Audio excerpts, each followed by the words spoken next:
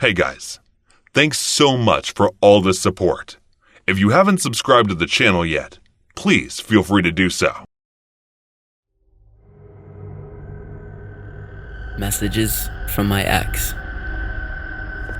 My name is Spencer Green. I'm a 27-year-old baker who works in East Manhattan. Oh no, I'm not an unhappy single man. I married the love of my life, Lucy, 2 years ago, and I have a newly born, gorgeous daughter with her. Anyway, the incident I'm about to tell you is something that happened the year I met Lucy. That was 5 years ago. I got reminded of it in the morning when I was working in the bakery and heard two young lads talking about getting into a Facebook scam. No, my story is not related to a Facebook scam, but yeah, it's related to Facebook though. It was one night when I was scrolling through Facebook when I received a notification that said that someone had sent me a message. I checked, and it was from the girl I dated in the final years of high school, Mary. And the reason that I broke up with her was that I caught her cheating on me with not just one, but two other guys. Now, Mary's someone I still don't want to have anything to do with or even a formative conversation with, so I ignored her texts. I don't know why I didn't think of blocking her right away, but I should have. I continued scrolling through my phone, and that's when I got the urge to use the bathroom. So I put my phone down and went over to do my business. On my return, when I checked the phone, there were 20 message notifications from her, in which she was apologizing and saying that she would do anything to have me back, including things like she knows that I still have feelings for her, and that was the reason I did not block her right away, knowing that it was her. And I thought that if she thinks that was the case for me not blocking her, then I should do it right away. After blocking her, I went over to scrolling through Facebook, and that's when I got another notification. I got a text from a different account, and it was Mary again. And she was angrily asking me, how dare I block her? Again, I did not reply to any of her messages and just blocked her right away, giving her the hint that I wanted nothing to do with her. Which she did not get, because 2 days later, I got another message from a different account, and the message read, "No matter how many times you push me away, I will keep coming back and breaking your boundaries because I love you." I know what she might be thinking while sending this. She might be thinking that this is somewhat romantic, but it was not. I only found it creepy. This time I got frustrated by the constant messages, so I decided to reply. "I think I made it very clear that I do not want anything to do with you, so stop with your messages. It's irritating me." After this text, I blocked her again. For a few days, I did not receive any more messages on Facebook, so I thought that she finally gave it a rest. But one day, when I went home from work feeling tired, I found the lock of my front gate broken. So I immediately ran inside and searched around to see who broke in. The moment I walked into my bedroom, fixation filled my mind from what I was looking at. It was Mary. She had decorated my room with red roses, and she was lying on my bed in the scud herself. That sight was sickening in itself, just to make me feel nauseated. I quietly walked over and grabbed her hand. She looked at me smiling and thinking I would get seduced by her nastiness, but I jolted her from my bed and dragged her outside. After doing that, I went to my room, collected her clothes, and then went back to throw them on her face. "I'm leaving you just by a simple warning, but if you do something like this again, I will report you for breaking into my house." As I said that, she stood there while looking at me with a mortified look. It was good if she felt embarrassed by her actions. She should have been, but I don't think she felt that way. Instead, she felt humiliated enough to falsely report me for something I did not do. The next day, 2 police officers came to my house to question whether or not I harassed my girlfriend. I immediately understood what was going on and tried explaining every single detail to the officers about what had happened. But instead of believing any of my words, they gave me a warning that it should not happen again. I could not believe how low she stooped just to make me sleep with her. All I could think about was how to get out of this situation. I changed the lock and installed the security lock along with a camera on my front door, just so that if she breaks in again, I would have proof. The same evening, I got another message on Facebook from a new account. I knew it was her, so I checked what she had to say now. The message read, "I told you, I would come back and break your boundaries, didn't I? I immediately took a screenshot of this just in case, but I still had no idea how to prove myself innocent if she falsely accuses me of harassment again. The next day, I was working in the bakery with an absent mind, which the owner took notice of and then asked me to take a break. So I went ahead and sat down in the customer area, thinking about everything that had been going on lately. Is there something wrong? I heard a sweet soft voice of a girl and raised my head to see her. She was sitting on the table beside mine and looking at me with a concerned expression. Why do you ask? I do not want to deal with another woman, so I asked in a rude tone. No, it's just that I've been sitting here for the past half an hour and watching you that you haven't even touched your coffee during that time, she said, and looked over at my coffee, which had become cold by now. It's just a legal situation. I don't think you'd be able to help me, I said, and got ready to leave the table. Oh, I'm sorry. I guess I forgot to introduce myself. Hi, I'm Sergeant Lucinda Benson. She reached her hand out after saying that, along with a kind smile on her face, which made me look at her in awe. I'm sorry for being rude. My name is Spencer Green. It's a pleasure meeting you, I said and sat back on the chair. After that, I discussed with her the problem that I was facing and how the girl was falsely accusing me of something that I never did. Lucinda was very mature, and the solution she provided with me was something a person with logic and common sense would easily come up with. But I was in a state of panic, so I never thought about it. The first thing she told me was to stay calm and that there was no need to panic, especially since I'd done nothing wrong. Then she told me that I need to hire an attorney if she were to file any charges against me, because it would be more helpful if I have an experienced attorney advocating for me. And above all, I needed to gather evidence against her.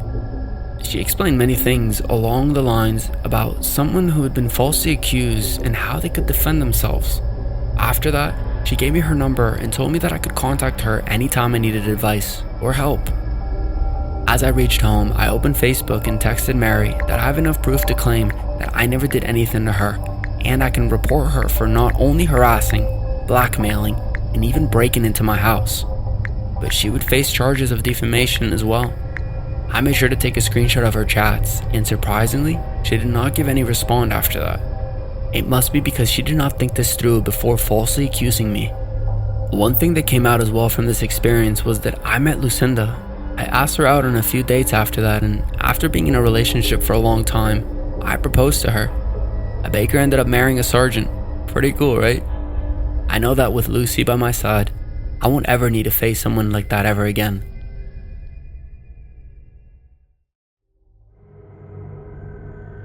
I was looking everywhere, but I was unable to find her. God knows where she had gone. After looking almost an entire day, I started to feel worried about Maria. Maria and I had recently gotten married, and we were here in Los Angeles for a honeymoon trip. I met Maria a year ago when I was visiting the Philippines, and I instantly fell in love with her. She was the sweetest, kindest, and most unique girl I know. And as I got to know her, I fell more for her. She had the most beautiful eyes, which were shaped like almonds. She was wearing a knee-length skirt with a knitted shirt, and her curves were showing in the right places, giving her a well-defined body. Her voice was as soft as if she was playing a melody while talking. Slowly, we both fell in love with each other. I stayed there for about a year just to be closer to her, and then we decided to get married. It's been only a few days since we got married, and we came to Los Angeles for a honeymoon trip, but as soon as we got married, I started to notice changes in her behavior. It started to feel like she was a completely different person. When we were having romantic moments, she would space out, and sometimes it would feel like she was trying to recognize me. One day when I woke up, I found that she was not there. I called her, but she did not respond. And when even after 2 days she did not return, I started to lose my mind because I was unable to imagine her not being there with me. All kinds of scenarios started to cross my mind. I thought, what if she ran away from me? But she came willingly with me after marrying, and she looked so happy that we would be together forever. So what could have happened? Did someone abduct her? But she slept right beside me. I would have noticed if someone had broken into our room. All these thoughts were taking over my mind, and I started to lose my senses. The last conclusion I came up with was that she had run away from me because of her changed behavior patterns that I had noticed after our marriage. I guess she did not love me enough to imagine the rest of her life with me. I did not want to go back because I was still hoping that she would come back to me. So I rented an apartment there and started to look for her on my own. I lost my appetite completely and started to feel dizzy throughout the day. But then I thought, if something were to happen to me, and then she returns, what will happen to her? So I decided to eat something. That was when I saw a Domino's pizza outlet on the side of the street. I went in and ordered a veg-loaded pizza and sat in an empty seat on the corner. As I was waiting, I heard a familiar melodious voice that I could recognize anywhere. I looked around impatiently and noticed that she was there wearing the employee uniform and talking with a customer. I immediately went near her and said, "Maria, what are you doing here?" She looked at me with a look that broke my heart. It was the look of unfamiliarity, as if she was oblivious to my existence till now. "I'm sorry, sir, but who are you, and how do you know my name?" she asked with innocence in her look, as if it was our very first time meeting. I would have fallen in love with her all over again, but this time, it was just shattering my heart into pieces. I was her husband, and she was refusing to recognize me. And it did not look like she was doing it on purpose, because I could read her expression and her eyes that she really could not remember me. I decided to win my wife back and make her remember us at every cost. So at the time, I said that maybe I just mistook her for someone else. I ordered the largest pizza on the menu and sat there looking at her for hours. She was like an angel, and I wanted her back in my arms. I hated how other men were looking at her and were trying to make advances toward her, but I felt relieved by noticing her cold responses toward them. I came again the next day and spent most of my time there ordering pizzas and just staring at her. She noticed me and came closer. "Sir, is there something wrong? Why do you keep looking at me?" she asked me with an innocent voice. I wanted to tell her it was because she was my wife and I wanted to take her away that moment. But I held my inner thoughts and said, "It's just because you are so beautiful, miss, like a delicate flower which people would want to protect." She blushed as I said that and turned her face away. She smiled lightly and returned to work. I felt like I was reliving those moments when we first fell in love, so I decided to do the same and make her fall in love again. So I started to come to Domino's Pizza every day and would look at her work for hours. She started to have small talks with me, and I could not help but notice her being flustered around me, which made me feel a bit relieved. Slowly, our small talk turned into long conversations, and we started to hang out. One day I asked her out, and we started to date. I was too eager to make her my wife again, so within 3 weeks of our relationship, I proposed to her. She was blushing through her ears like the first time when she said yes to me, and we decided to get married right there in Los Angeles.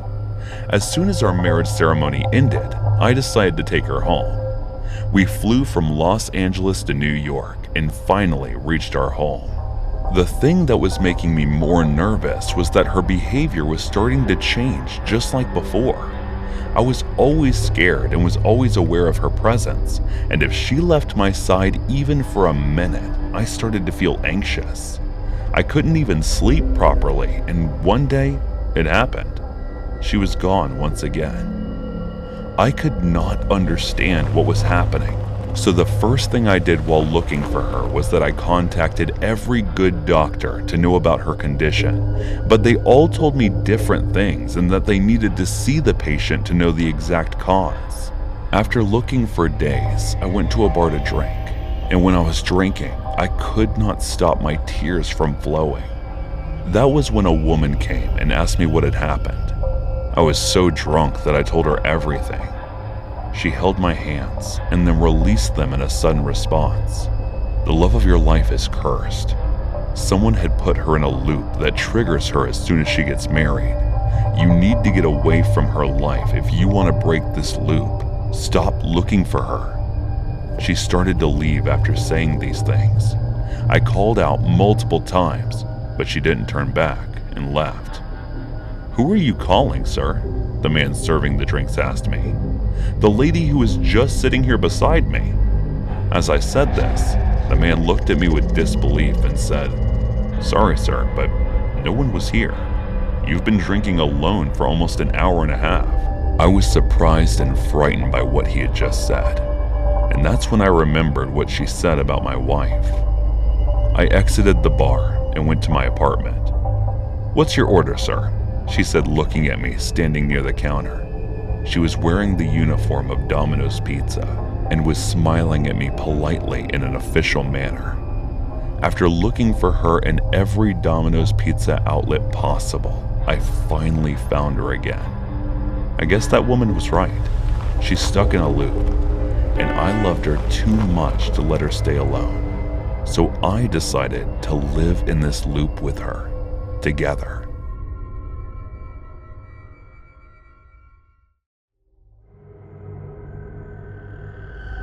Creaking of the swing.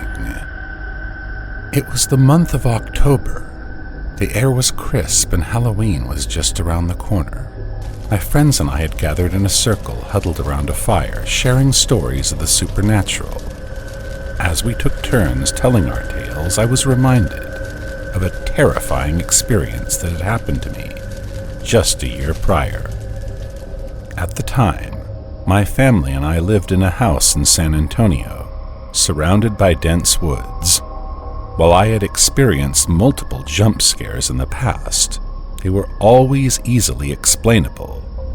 Perhaps it was the outline of trees in the dark that had appeared to take on a sinister shape, or the glowing eyes of a wild animal that had sent shivers down my spine. However, on this particular night, something felt different. As I recounted the experience to my friends, I realized that I had never fully shared the details with anyone before. The memory was still fresh in my mind, and as I spoke, I transported myself back to that eerie night. It was a calm and quiet weekend evening, and as I didn't have to worry about going to school the next day, I decided to spend my free time watching my favorite cartoon program.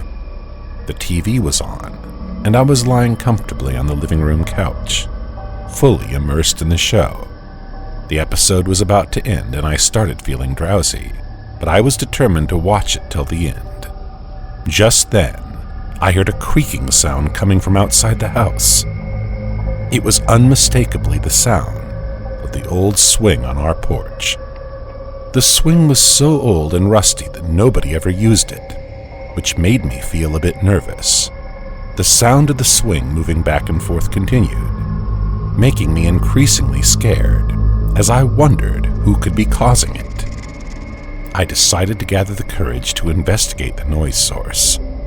Slowly, I got up from the couch and started to creep towards the living room's bay windows. I peeked through the windows, trying to get a glimpse of the porch.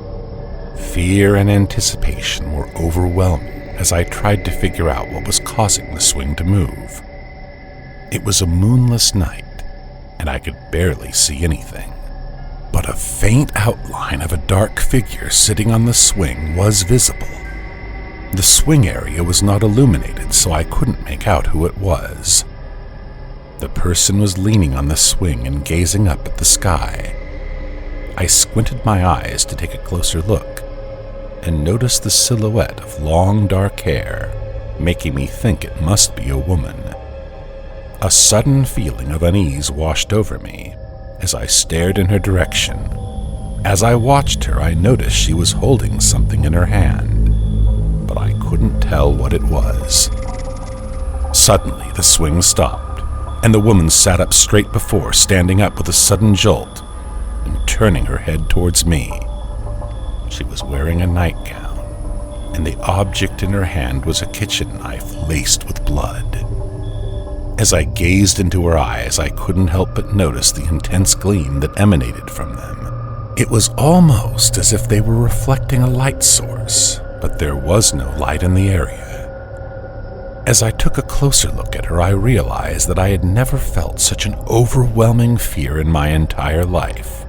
Every fiber of my being told me something was wrong, and I couldn't shake the feeling that I was in grave danger.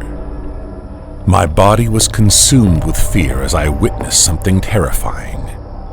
I attempted to scream, but my voice was stifled by the fear that gripped me. Without a second thought, I bolted towards my mother, who was nearby.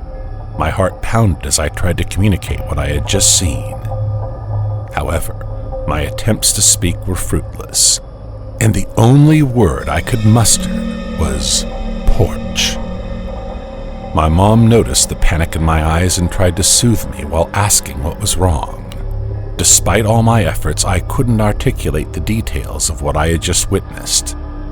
Sweat poured down my face, and I frantically pointed toward the door. Finally, my mother comprehended that something was wrong and rushed to investigate. Mom walked to the front door, and I followed her, fearing she could get in danger. As we reached the door, I held my breath when she opened it, but it was strange that nothing was there. Her eyes scanned the area for a few minutes, but I couldn't see anything. The creepy woman wasn't there, almost as if she had never existed. My mom kept asking me what it was and why I was so panicked, but I just stood there frozen, staring at our porch swing. Eventually, Mom closed the door, took me to the kitchen, and handed me water to calm down. When I was finally able to speak, I tried telling her, but it wasn't due to my voice that I couldn't. Instead, I doubted myself, thinking what I saw was my overactive imagination. Mom didn't ask me anything again, letting me feel at ease until I was ready to tell her myself. It had been nearly 2 hours since we first noticed Father's absence, and my mother and I were still sitting in the living room, anxiously awaiting his return. When we finally heard the sound at the front door opening, we both looked up eagerly, hoping to see his familiar face. However, the expression that greeted us was far from what we had expected. Father looked troubled and preoccupied, and it was clear that something was bothering him deeply. As my mother got up to take his coat, she asked him if everything was all right, but he didn't answer immediately. Instead, he looked at us briefly and took a deep breath before speaking. "There has been a murder in the neighborhood." The image of that woman holding a knife flashed as those words entered my ears.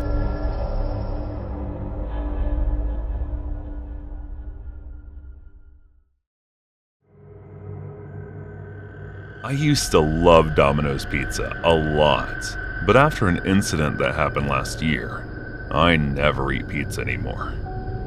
My name is Emily, and I'm a forensic scientist. I work with the police in New York City. My job is to investigate and find the culprit based on evidence found at the crime scene.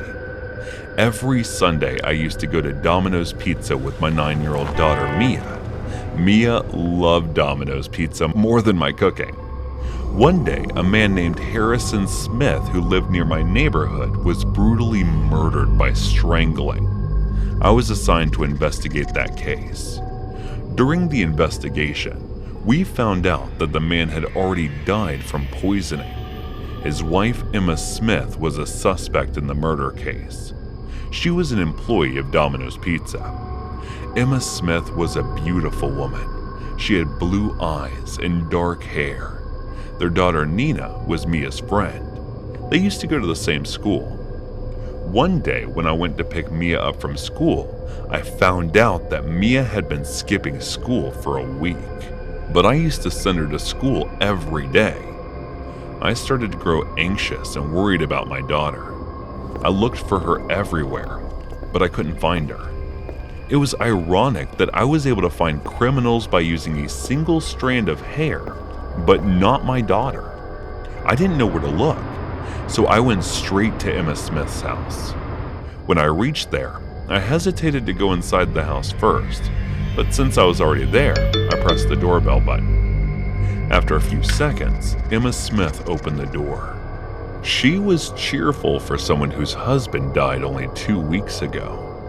I asked her if Mia came to play with her daughter. She told me they were playing in the attic. I didn't ask her anything else and went straight to the attic. Since I was investigating Harrison Smith's murder, I had already seen their house and knew where the attic was. Mia heard my voice and tried to hide, but I found her and scolded her for skipping school. Then I took her home. Mia didn't say anything on our way home. After that, Mia's behavior started to change. Mia used to be cheerful and naughty, but after that day, she stopped talking. She didn't even eat properly. I told my husband everything and asked him to talk to her. Mia was normal with my husband. He told me there was nothing to worry about. She was totally fine. Mia was growing up, so I thought that was a phase and it will pass. But it didn't. It only became worse. After a week, Mia completely stopped talking, and even when we went to Domino's Pizza, she refused to eat anything. So I took Mia to a doctor. The doctor said Mia is probably traumatized by something, and she wouldn't open up to the doctor. Mia was getting sick, and the case I was working on kept getting complicated, and there were no clues on how to solve either of the problems. I didn't know what to do anymore. Slowly, Mia started to become normal, and I found the breakthrough.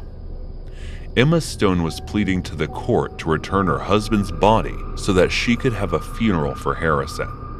After the complete autopsy and investigation, we found out that Harrison died the night before his wife called 911 and told them her husband was dead.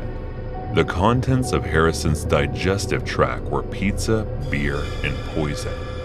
As per suspicion, it was Emma after all. Emma was arrested for the murder of her husband, Harrison Smith. She quietly confessed to the police. After Emma's arrest, we took Nina in until her next legal guardian was decided by the court.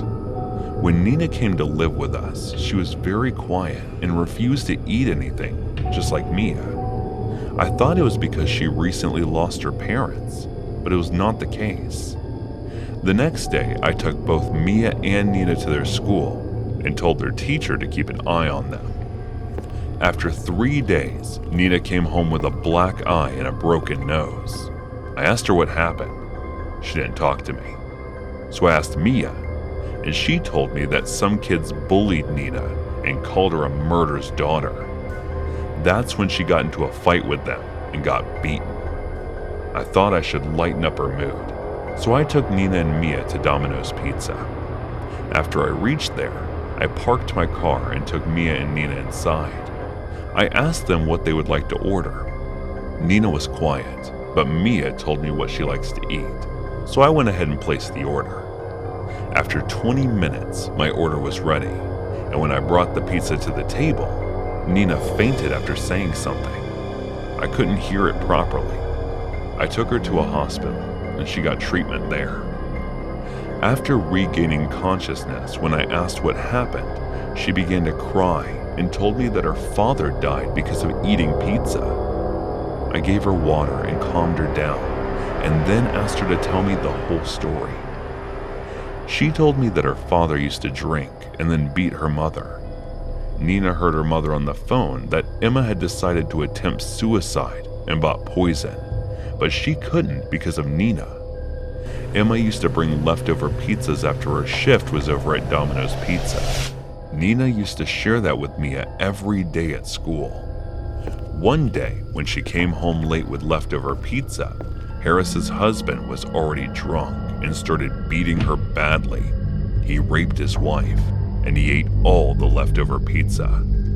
The cycle kept going on for months, until one day, when Harrison was beating Emma, and Nina sneaked into the kitchen and found the poison bottle. She opened the Domino's pizza box and put the poison on the pizza, then added oregano.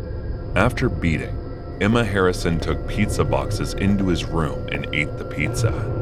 When the morning came and Harrison didn't wake up, Emma thought that he passed out from drinking. She took Nina to school and went to work. When Nina went to school, she asked Mia to go home with her and told her everything about her father. Mia and Nina went there together and found Harrison dead. Nina called her mother Emma. When Emma came home, she saw her husband's dead body, and Nina told her everything about how she put poison in the pizza. Emma, to save Nina, took a wire and strangled Harrison to make it look like he died by strangling. Nina and Mia got traumatized after witnessing that. After hearing Nina's story, I understood what was going on, but I kept quiet, and I didn't tell the police about what happened. I told Nina and Mia to never talk about that to anyone.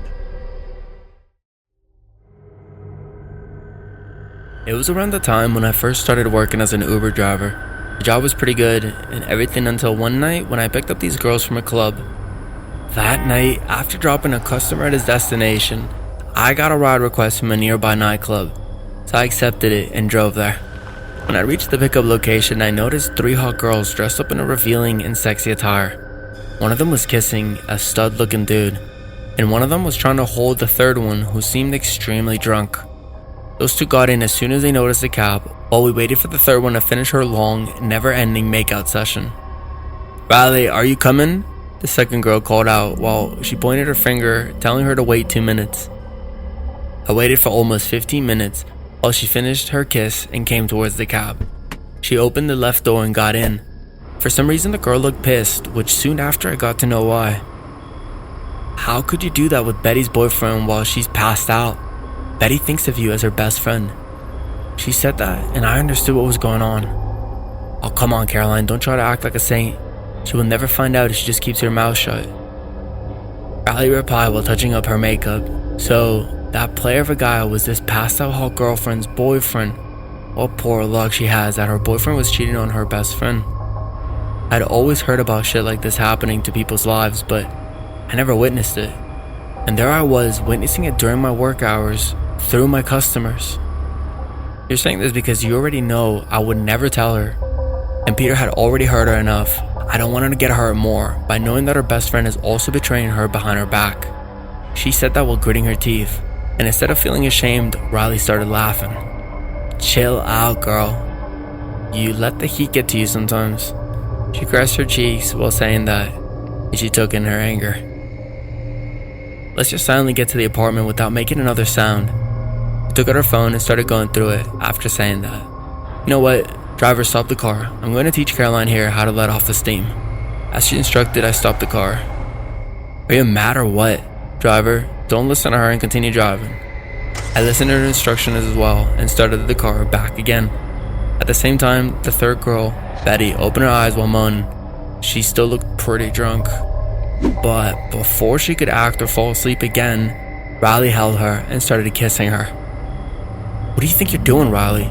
She pulled them apart while Betty's drunk, gorgeous eyes were open in shock for a few seconds before passing out again. Her boyfriend's a terrible kisser, so I'm letting her experience a good kiss for once, she said while laughing out loud. Even I, who wasn't supposed to care about what was going on in the passenger seats, was feeling disgusted by that girl. After that, they kept arguing the entire way. More like Caroline was the one arguing while Riley was passing weird remarks and laughing.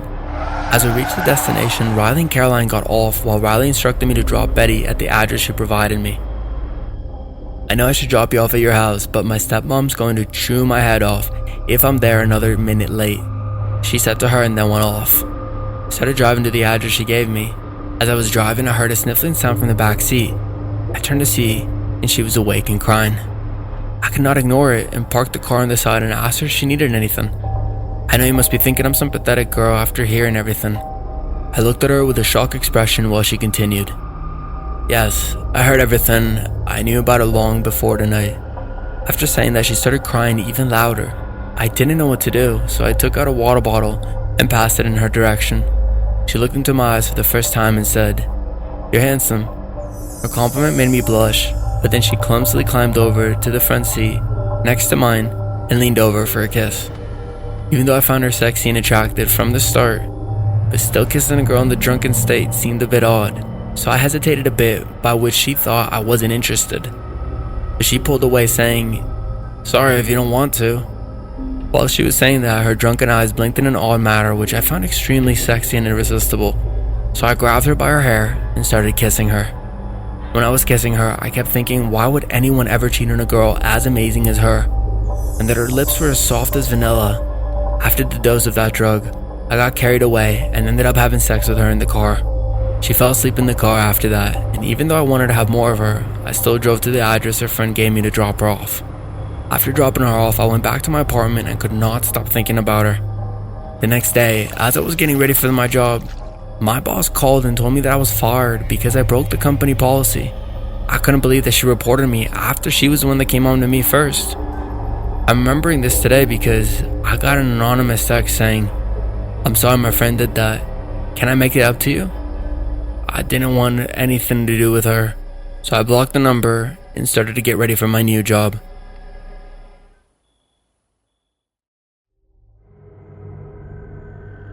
I don't care. Everyone is coming on the official trip, and whoever doesn't want to come is off the team, team leader Eric announced. We looked at him with annoyance because he always said this.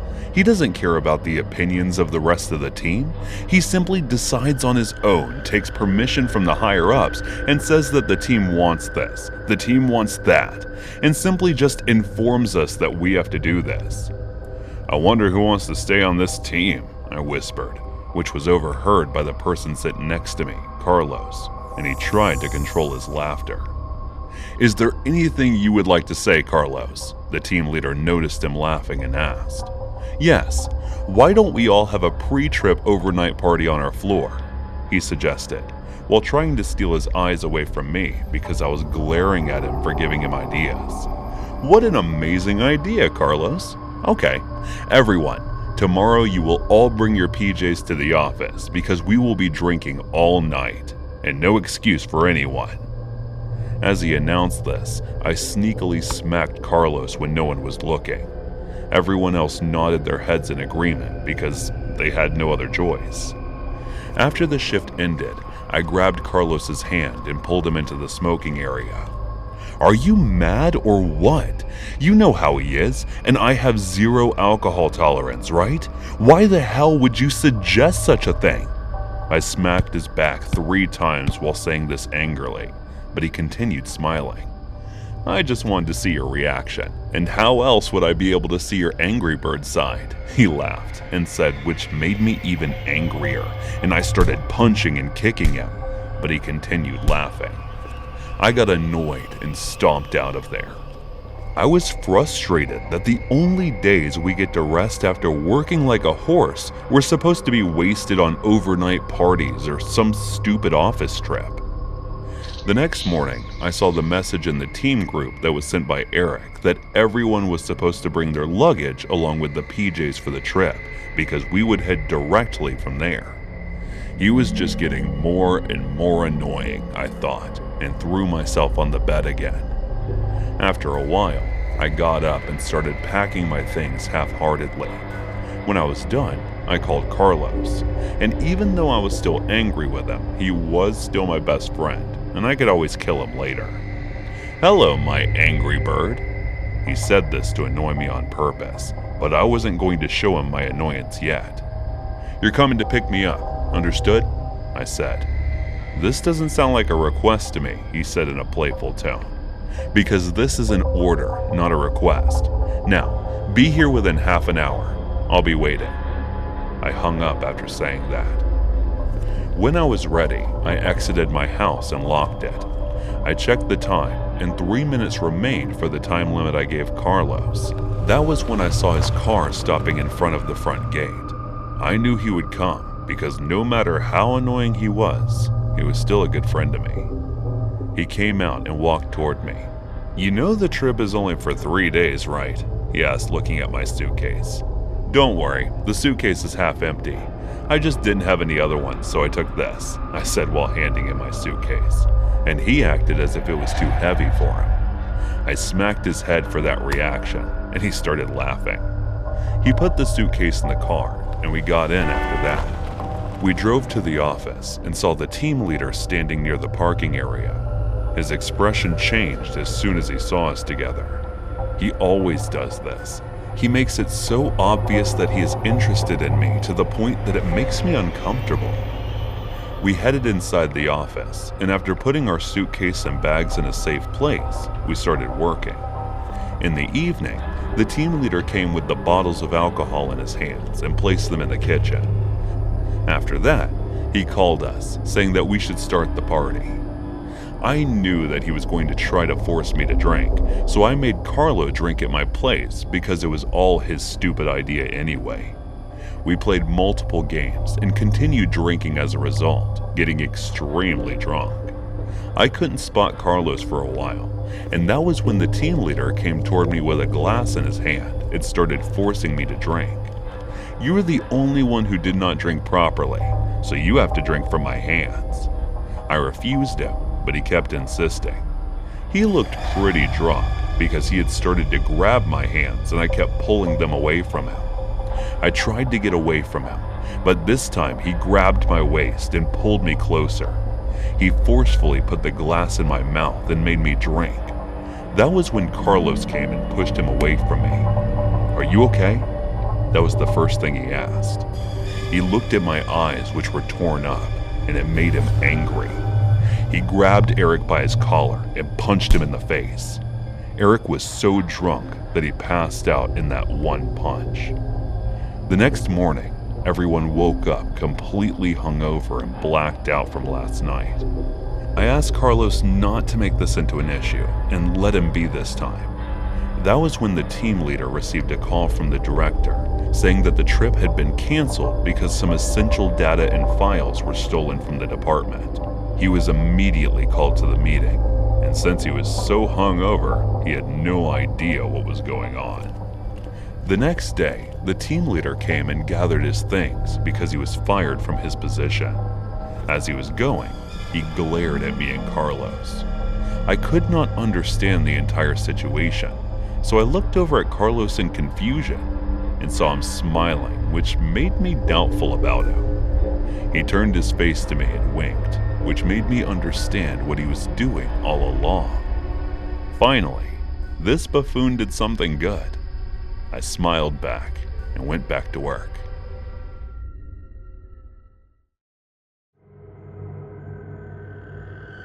My missing crush. "What happened to your online store, Emma?" I asked.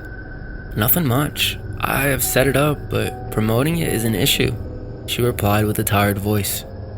"But I thought you said you had enough money for that," I said again, reminding her of this. "Yes, that was when I did not know how much it was going to cost.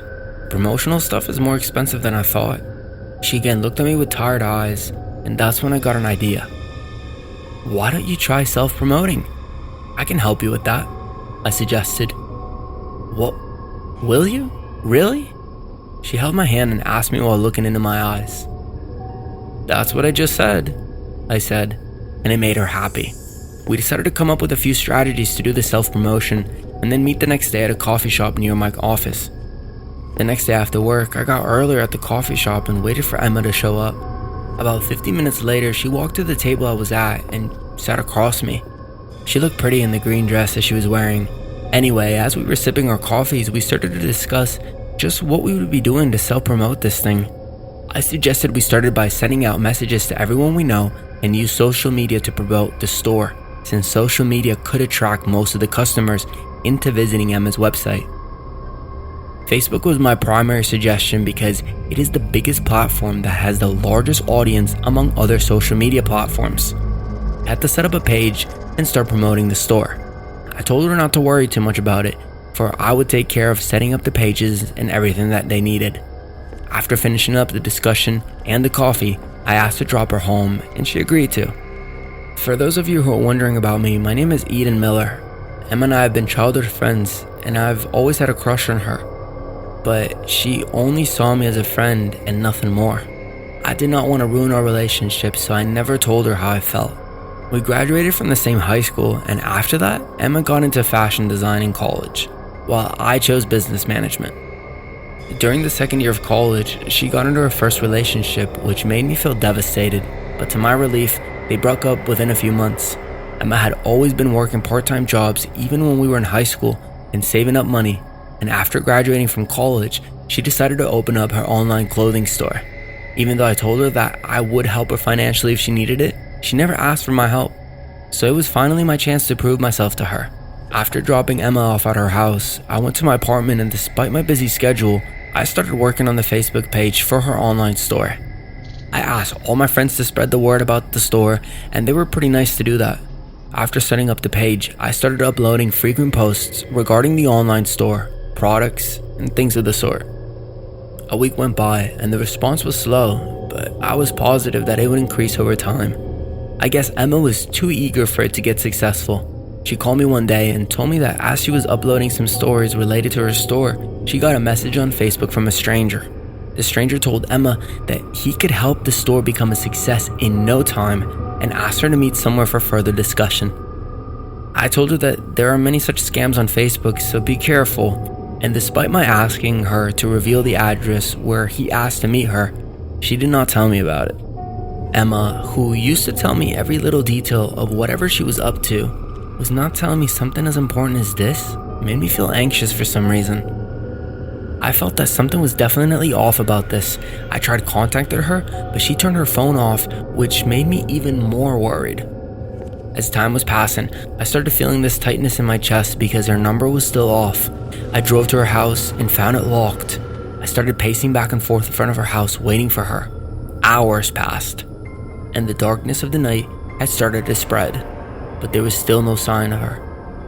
I sat in front of her house all night long and was so worried that I started to cry because her phone was still off and I had no idea where she was. The next morning, the very first thing I did was file a missing person report for her, and after that, I asked one of my friends who was a hacker to hack Emma's Facebook, ID, and track the person account who had sent the message. He called me back 4 hours later and informed me that the account Emma was talking to was a fake one. I got even more worried and started to panic. Police began the search and investigation, but they had no clues to find Emma. It was like the man did not leave any traces behind to follow. 2 more days passed, and there was still no sign of her. And that was when my hacker friend called and informed me that there has been a new post made by Emma on her Facebook account.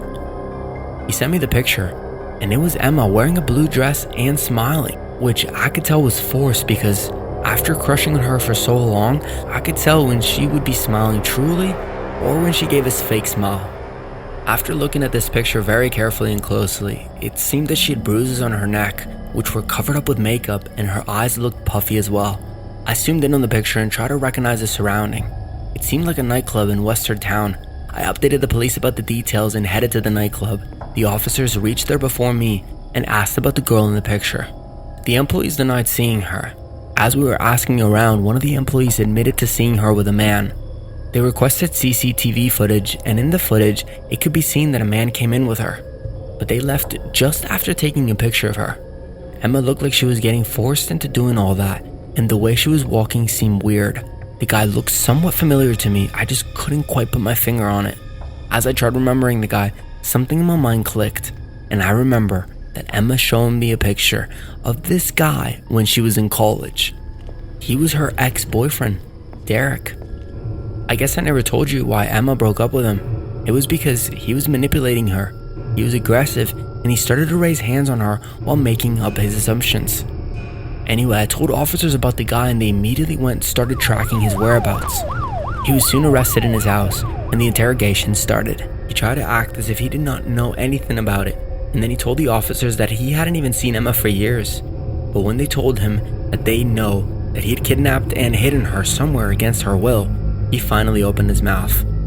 Emma was found locked in one of the warehouses that was owned by him, and she was in a terrible state. He used to beat her, rape her, and do horrible things to her, which made her traumatized.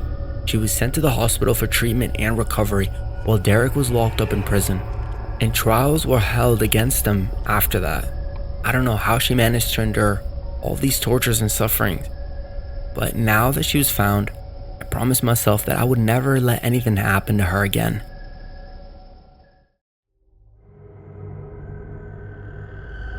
My mom. I was scrolling through social media when I got a notification from Facebook. Someone had tagged me in a post. When I opened to check, there seemed to be an issue, and since then, Facebook on my phone just kept stopping. I could not see what the post was. I forgot about it, and afterwards, I did not think to check again. As I was on my bed, scrolling through my phone, my mom called me for dinner. I was scared of her, so I stood up from the bed and immediately went downstairs to the dining room. My siblings had already reached the table and were sitting in their seats in complete silence, except for Finn, who wasn't there. I went ahead and took my seat as well. Mom had made potato pie for dinner, and it was a dish she made when she was extremely annoyed or angry at something. I did not dare to speak or talk, so I followed her command, and we all started to eat. My name is Kara Dominic. I'm a 16-year-old girl, the eldest among our 4 siblings. Mom had me with her first boyfriend when she was just a teenager. 2 years younger than me was Finn, who was conceived through a sexual act of crime by her uncle. She ran away from home after that and raised me and Finn in Kentucky. And that was when she met a man and fell in love with him. 4 years later, when she was pregnant with Abigail and Adriel, she found out that the man was cheating on her with a different woman. She cut all ties with him, but after the birth of my twin siblings, she started having anger issues. At first, she managed to put the anger under control, but slowly it went out of control, and she started raising her hands at Finn. I was the second victim of her beating a month after she started beating Finn. One day when we saw that Mom was angry over the twins for something and was about to beat them, I went ahead and took blame for it on myself. The twins had broken a flower vase that Mom used to treasure, but when asked, they started lying. So Mom started to get angry, and that was when I saw them. I went ahead and told her that it was accidentally broken by me. She looked at me with anger and started punching me in the face, along with cursing me. When she was done hitting me, I went to my room and started to cry. After I was done cleaning the wounds, I went to my bed and started scrolling through Facebook. Finn and I were already facing abuse, but I did not want my 10-year-old brother and sister to go through the same thing. So after that, whenever something like that happened, either Finn or I stepped up to take the punishment instead of them. The extent of those punishments kept increasing. She started to pour hot water on us with anger. She kept punching us until we passed out, and even starved us on a measure of punishment. Anyway, as we were silently eating, I was thinking about Finn. It was not like him to do that, and all I could think about was that God had mercy on him and spare him from Mom's anger. For some reason, the twins looked terrified, as if they'd seen a ghost or something. Mom was quiet the entire time and did not speak a word, nor did she scold us for anything. Which was weird because she would always keep cursing us throughout lunch and dinner. Still, I was a bit relieved to be in a peaceful environment for once, so after finishing up my meal, I went directly to my room. I was still unable to open Facebook as it kept stopping. That morning, when I went to the kitchen to get something to eat, my mom scolded me again and told me that we were banned from entering the kitchen ever again. It was a bit weird, but I still followed her orders because they never made sense to me anyway. More than a week went by and Phil still hadn't gotten back from wherever he'd gone.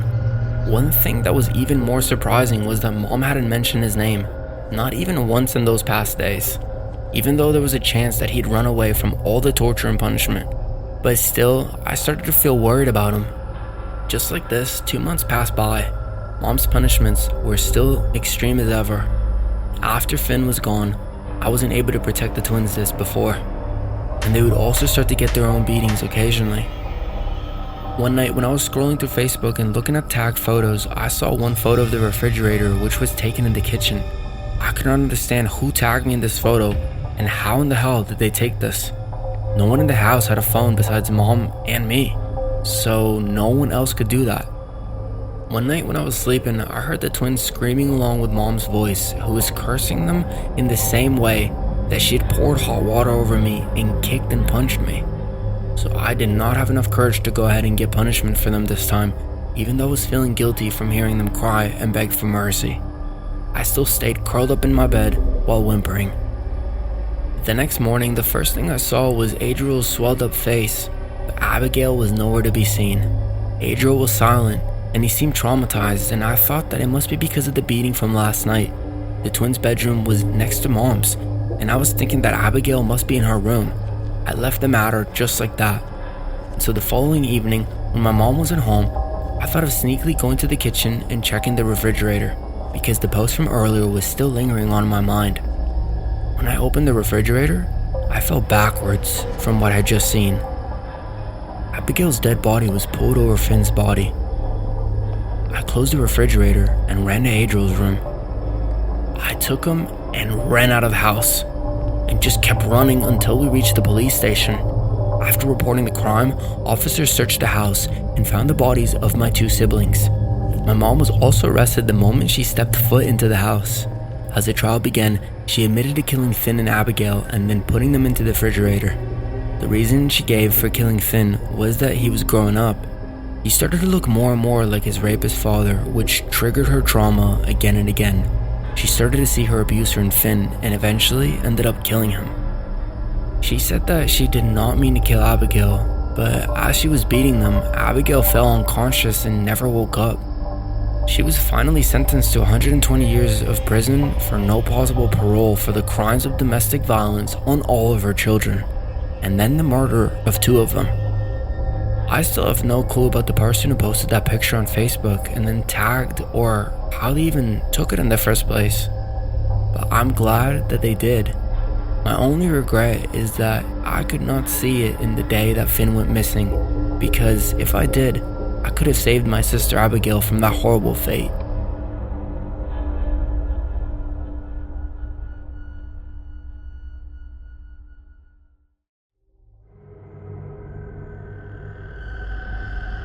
It was last year when I was working at Walmart as a cashier. Like some other outlets, its opening and closing time was 7 in the morning to 11:30 p.m. This Walmart was a neighborhood market, so there was an average of 30 to 45 employees working there. But something happened on a particular day that makes me avoid Walmart altogether. It was around 11 p.m. and my shift just ended, but there were these last 5 customers who I thought I would take off after I finished running them up. It took around 15 to 25 minutes for me to finish it. Before going home, I remembered that there were a few things that I had to buy for myself, so I thought I should take them from there. I went to the grocery store department and started picking things up for me, and as I was done, I went to the counter to ring them up for myself. For some reason, when I turned around, there was no one in sight, not even a single employee. The store's environment had changed as well. I don't know if it was because of the time or because there was just no one around, but it started giving off a spine-chilling vibe. I shook my head and started humming a Taylor Swift song in my mind. I'm a big fan of Taylor Swift, so whenever I'm happy, nervous, or scared, sad, or pretty much anything else, I start singing or humming her songs, which makes me feel good within minutes. I started ringing up the items for me. It was weird that despite picking up only 5 items, ringing them up was taking so long, as if it was playing on a loop. For some reason, humming the song wasn't working for me because the eerie feeling that I was having at the time just kept getting stronger. Finally, after a long 10 minutes, I was finished ringing them up, and as I was about to leave the counter, I got jump scared when a family suddenly showed up with a cart. There was a husband, a wife, and 2 little girls with them. It was inexplicable how and when they all got in here. And when did they do all the shopping, because I was certain that there was no one around until now. As I was ringing up their items, unusually, there was one item from Department 7 that was no longer available in Walmart stores. So I asked them where they got it, and the wife told me in a straight voice that she picked it up from Department 7. It was weird because I know for a fact that the outlet did not have those items in stock anymore. So how was it that they picked it up? I thought there might be one left in there by accident, which no one took notice of, even though it was unaccountable, but I still made my peace with it. I had to add the amount manually after checking it up for the item, and after that I continued ringing up the next items. They had a long list, and I could tell by the time that it was getting pretty late. While I was ringing up their items, they kept staring at me strangely without even blinking once, which was scaring me deep down. But I was trying to act normal and composed so that they not notice that I was scared of them. Another item from Department 11 that they had been stopped distributing a long time ago showed up. Nah, it was just too weird to be a coincidence for something like this to happen twice. I hesitantly asked them about the item, and they gave me the same response as earlier. They got it from Department 11. For some strange reason, the item in my hand was giving off an ominous vibe, so I decided to hurry it up and check out those departments. After that, I silently finished them up and told them the total while handing out the bill. They paid for them and left. I could not stop thinking about those items, which I was sure were not available at any Walmart outlet, so I thought of checking the departments out before leaving home. The chilling vibe was getting stronger as I walked slowly to Department 7, and when I got there, I started looking around for the particular item to be there. As I focused on finding the item, I felt the menacing aura coming from one of the bottom shelves. I went ahead to check it out. It was not just one or two of those items that had been placed accidentally. Instead, the entire middle row of the bottom shelf was filled with those items. I cannot explain to you the terrifying feeling that I was getting just by looking at them. And I did not have to check the other department to know that it would also have been the same. That was when I got another jump scare when I felt someone's hand on my shoulder. I turned to see the husband of that family standing behind me, but I was sure that they had already left. The man told me that the exit had been locked, so they could not get out of the place. I had a spare key, so I told him to wait for a while. After taking the key and my bag of groceries from the counter, I went ahead near the exit where the family was waiting for me. Even though I was scared of my pants, I kept my calm and unlocked the door. After getting out, I started locking the gate, and when I turned, they were gone. Strangely, I felt a bit relieved by that. I took my bike and headed home. I kept thinking that I would talk to the manager about those items being at the store. And the next day, the first thing I did was go to those departments and check. But it was weird that none of those items were there as last night. It's as if someone removed those items that night. I asked a few other employees, but they all disagreed about having those items at our outlet. So I went over to the manager and told him everything from last night. But after I insisted on him for a long time, he agreed to check the surveillance cameras. As we were looking at the footage, my heart started to drop when I saw that there was no one except for me there the entire time. Even the items I was ringing there. Instead, I was just standing there wringing air. It looked like I was possessed or something. We continued looking at the footage, and even when I went to check on the item, there was nothing, and no one, even when I got to the jump scared by that man. After closing the footage, everyone looked at me while I was staring at the screen all terrified. I started feeling my vision getting blurred, and then I fell unconscious. When I woke up, I was in the hospital getting an IV. Even after resigning from my position and never stepping not even a single foot at a Walmart after that day, I still get nightmares to this very day because of that incident.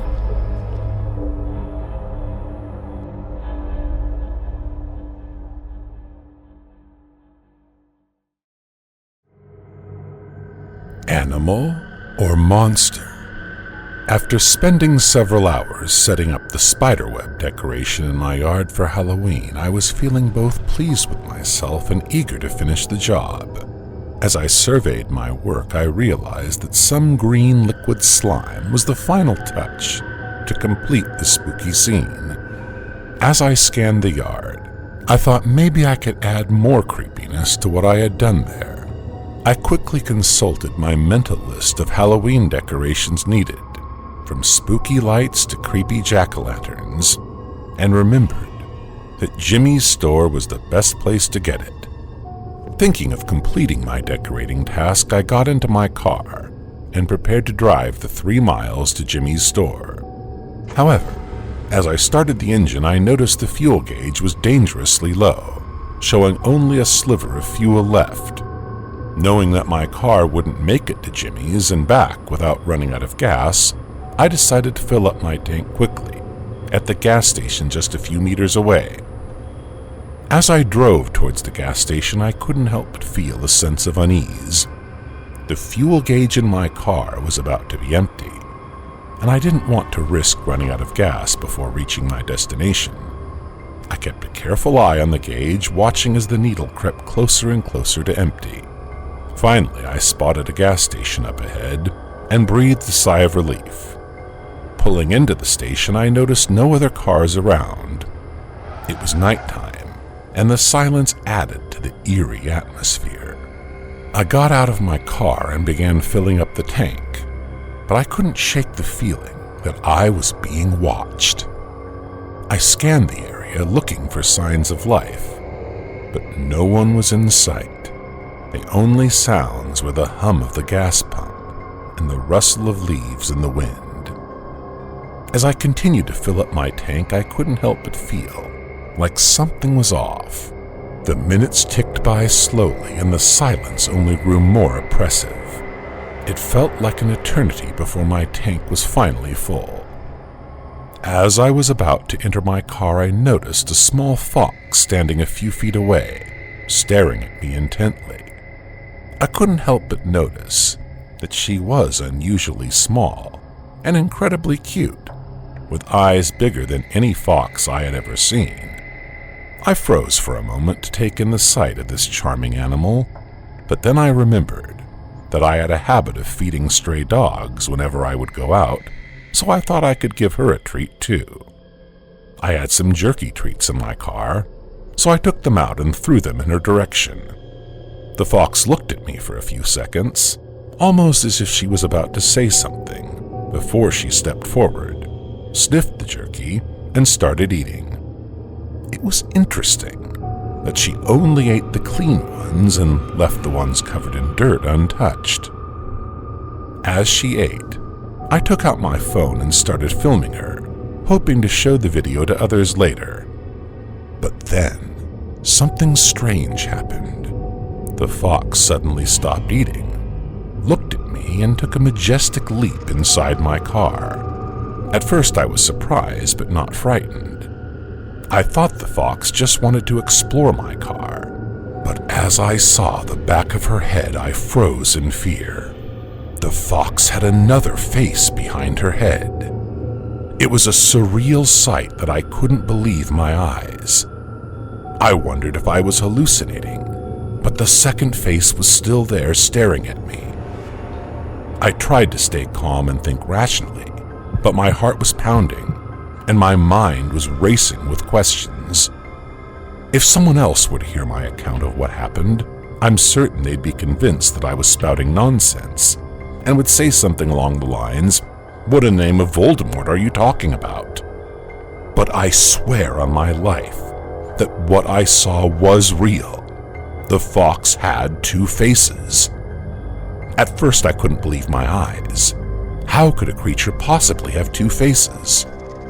My mind raced for a logical explanation, and I even came up with the idea that the fox might be a product of a vanishing twin syndrome, where one twin consumes the other before birth.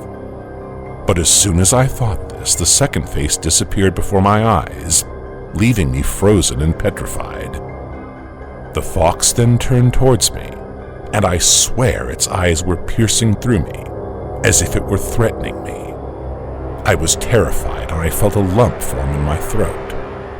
Suddenly, the fox leaped out of my car with the same majesty with which it had entered. Yet I couldn't help but find it creepy, as I was left shaken and disturbed. As soon as I saw the strange creature walking away, I felt my heart racing and my body tensing up. I wasted no time and quickly ran towards my car, fumbling with the keys to unlock the door. Once inside, I took a deep breath and started the engine, the sound of the car providing a small sense of safety. I glanced at the rearview mirror, making sure the creature was nowhere in sight, before stepping on the gas and speeding away, leaving the eerie scene behind. As I drove away from the gas station, I couldn't help but keep glancing in my rearview mirror, half expecting to see something lurking in the shadows. Multiple questions surged through my mind. What kind of creature was that? Was it dangerous? Should I report it to someone? I pulled out my phone to watch the video I had recorded of the fox, but what I saw made my blood run cold. The video was empty. There was no sign of the fox with two faces. It was as if the creature had never been there, or I had never filmed it. As memories of that spine-chilling creature flood my mind, I ponder the plausibility of the age-old myth about the souls of the departed returning on Halloween night, and the existence of numerous other monsters that supposedly roam the earth on that day. The mere thought of it sends shivers down my spine, and I cannot help but wonder if there is any truth to these tales.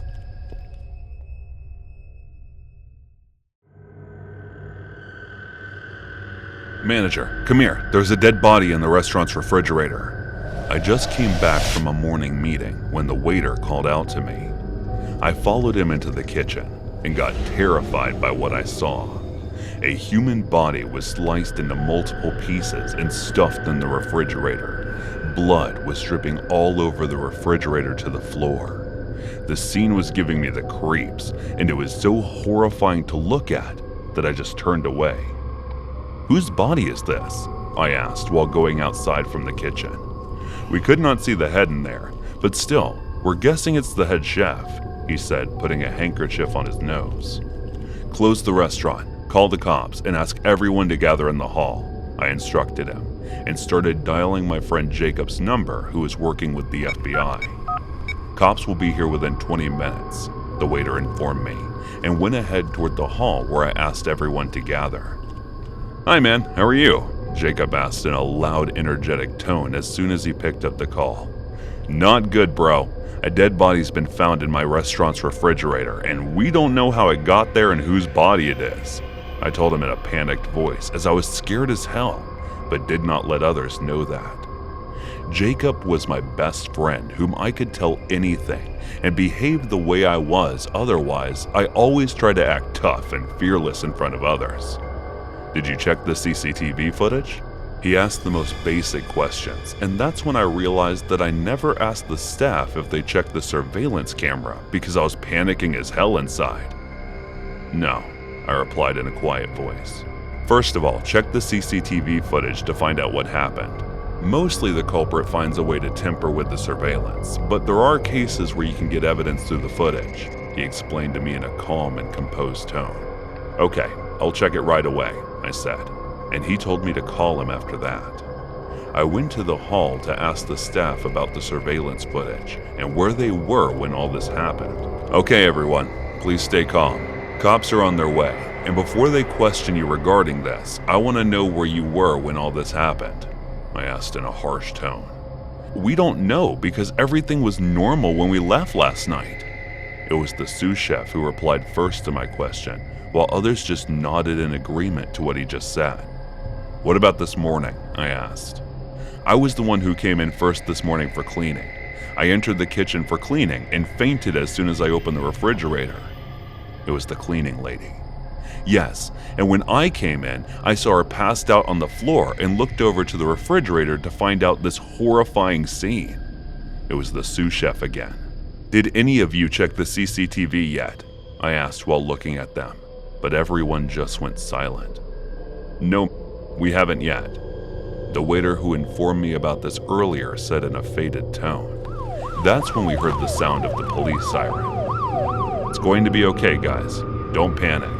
No one will get into any trouble as long as you are not involved in the crime," I said calmly to them, but I felt the environment getting weirdly silent.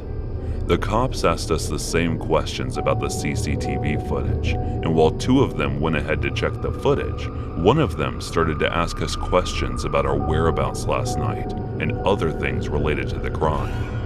The CCTV footage was not there, and it seems someone shut them off just after the sous chef left, as if they knew the time when he will be leaving. Police started their investigation right away, while I called Jacob and informed him about this. "Sous chef is involved in this, and one thing is for sure, that he will not be the only one who did it." He said this as soon as I finished telling him about the situation. I was surprised to see how soon he was able to figure this out without even being present at the crime scene. Guess being an FBI agent has its gifts. "You mean another employee was involved in the crime?" I said in a nervous tone, which he guessed was because of me getting scared. "Yes, and don't worry, bro. You can count on me with this. I'm on the case right now, but I'll still try to help you as much as I can." His words calmed me down a bit. Was there someone the sous chef or anyone else resented, or any recent breakout between anyone within the staff? He asked me in a professional tone, which made me admire him even more. "I don't think so. Wait, I think it could be the executive chef, I said while remembering someone. And why do you think that? Was there some sort of tension going on between them? Jacob asked. No, but you know Martin has been working for our restaurant for the past 5 years and always wanted to be the executive chef. But when I hired Carlos as the executive chef and appointed him as the sous chef, he was not happy about it. And the executive chef is the only one absent today. I told him about the time when I first hired the executive chef about 5 months ago. Was there anyone else who looked unhappy from the executive chef? He asked me again. And I understood that he was sure about someone else being involved in this, but no matter how hard I tried to think, I could not come up with anyone who may have any personal issues with them. Well, he was a bit strict, and everyone else was always on the edge with him in the kitchen, but they liked him as a person because he may have been a strict chef, but he was a pretty decent and nice fellow. Okay, let's try to think from another way. Was there anyone close to Martin? Close enough to murder him? Try to think of anything that can relate to him. As he asked me, there was one scene and a name that came to my mind. Joy. It could be her. She works in the maintenance department. There was one time when I wanted to grab some leftover food from the restaurant's kitchen after closing time and walked in on them having sex. The next day, when I thought I should help them and delete the surveillance footage, but to my surprise, it was already erased. I did not think of it at the moment, but it could be her this time as well, I said. My work here is done, my friend. Go ahead and give this testimony to the police, and they will do the rest themselves. And if you still need my help, feel free to call and ask me. I'll try to come there as soon as I get free from this project myself. He disconnected the call after saying this, and I dialed the officer's number who was in charge of this case and told him everything related to the sous chef and the executive chef. The next day, I got the news that Martin and Joy were on the run, so I called Jacob immediately and told him about this. I guess the police may have found some evidence against them, and your testimony may have just confirmed it. Don't worry, they will get caught. As he said that, I looked up at the sky and sighed.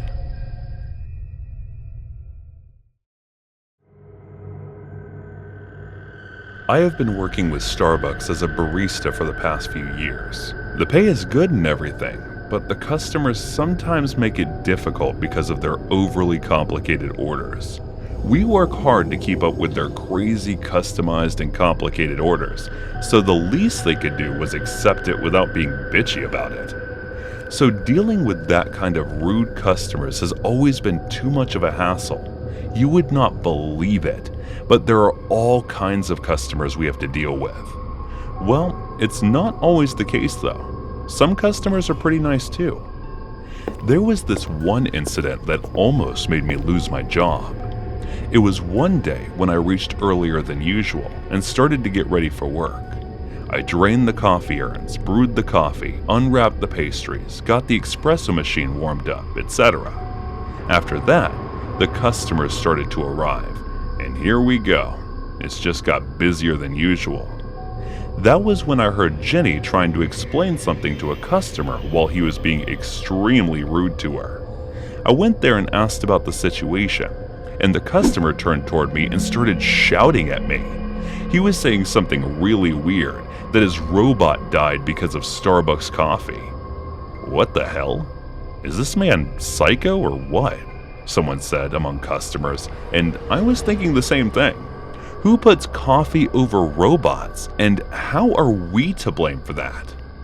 I asked Jenny, and she told me that this man came a day earlier and made the most complicated order ever, which she struggled with for about half an hour, and while leaving, he said rude things to her.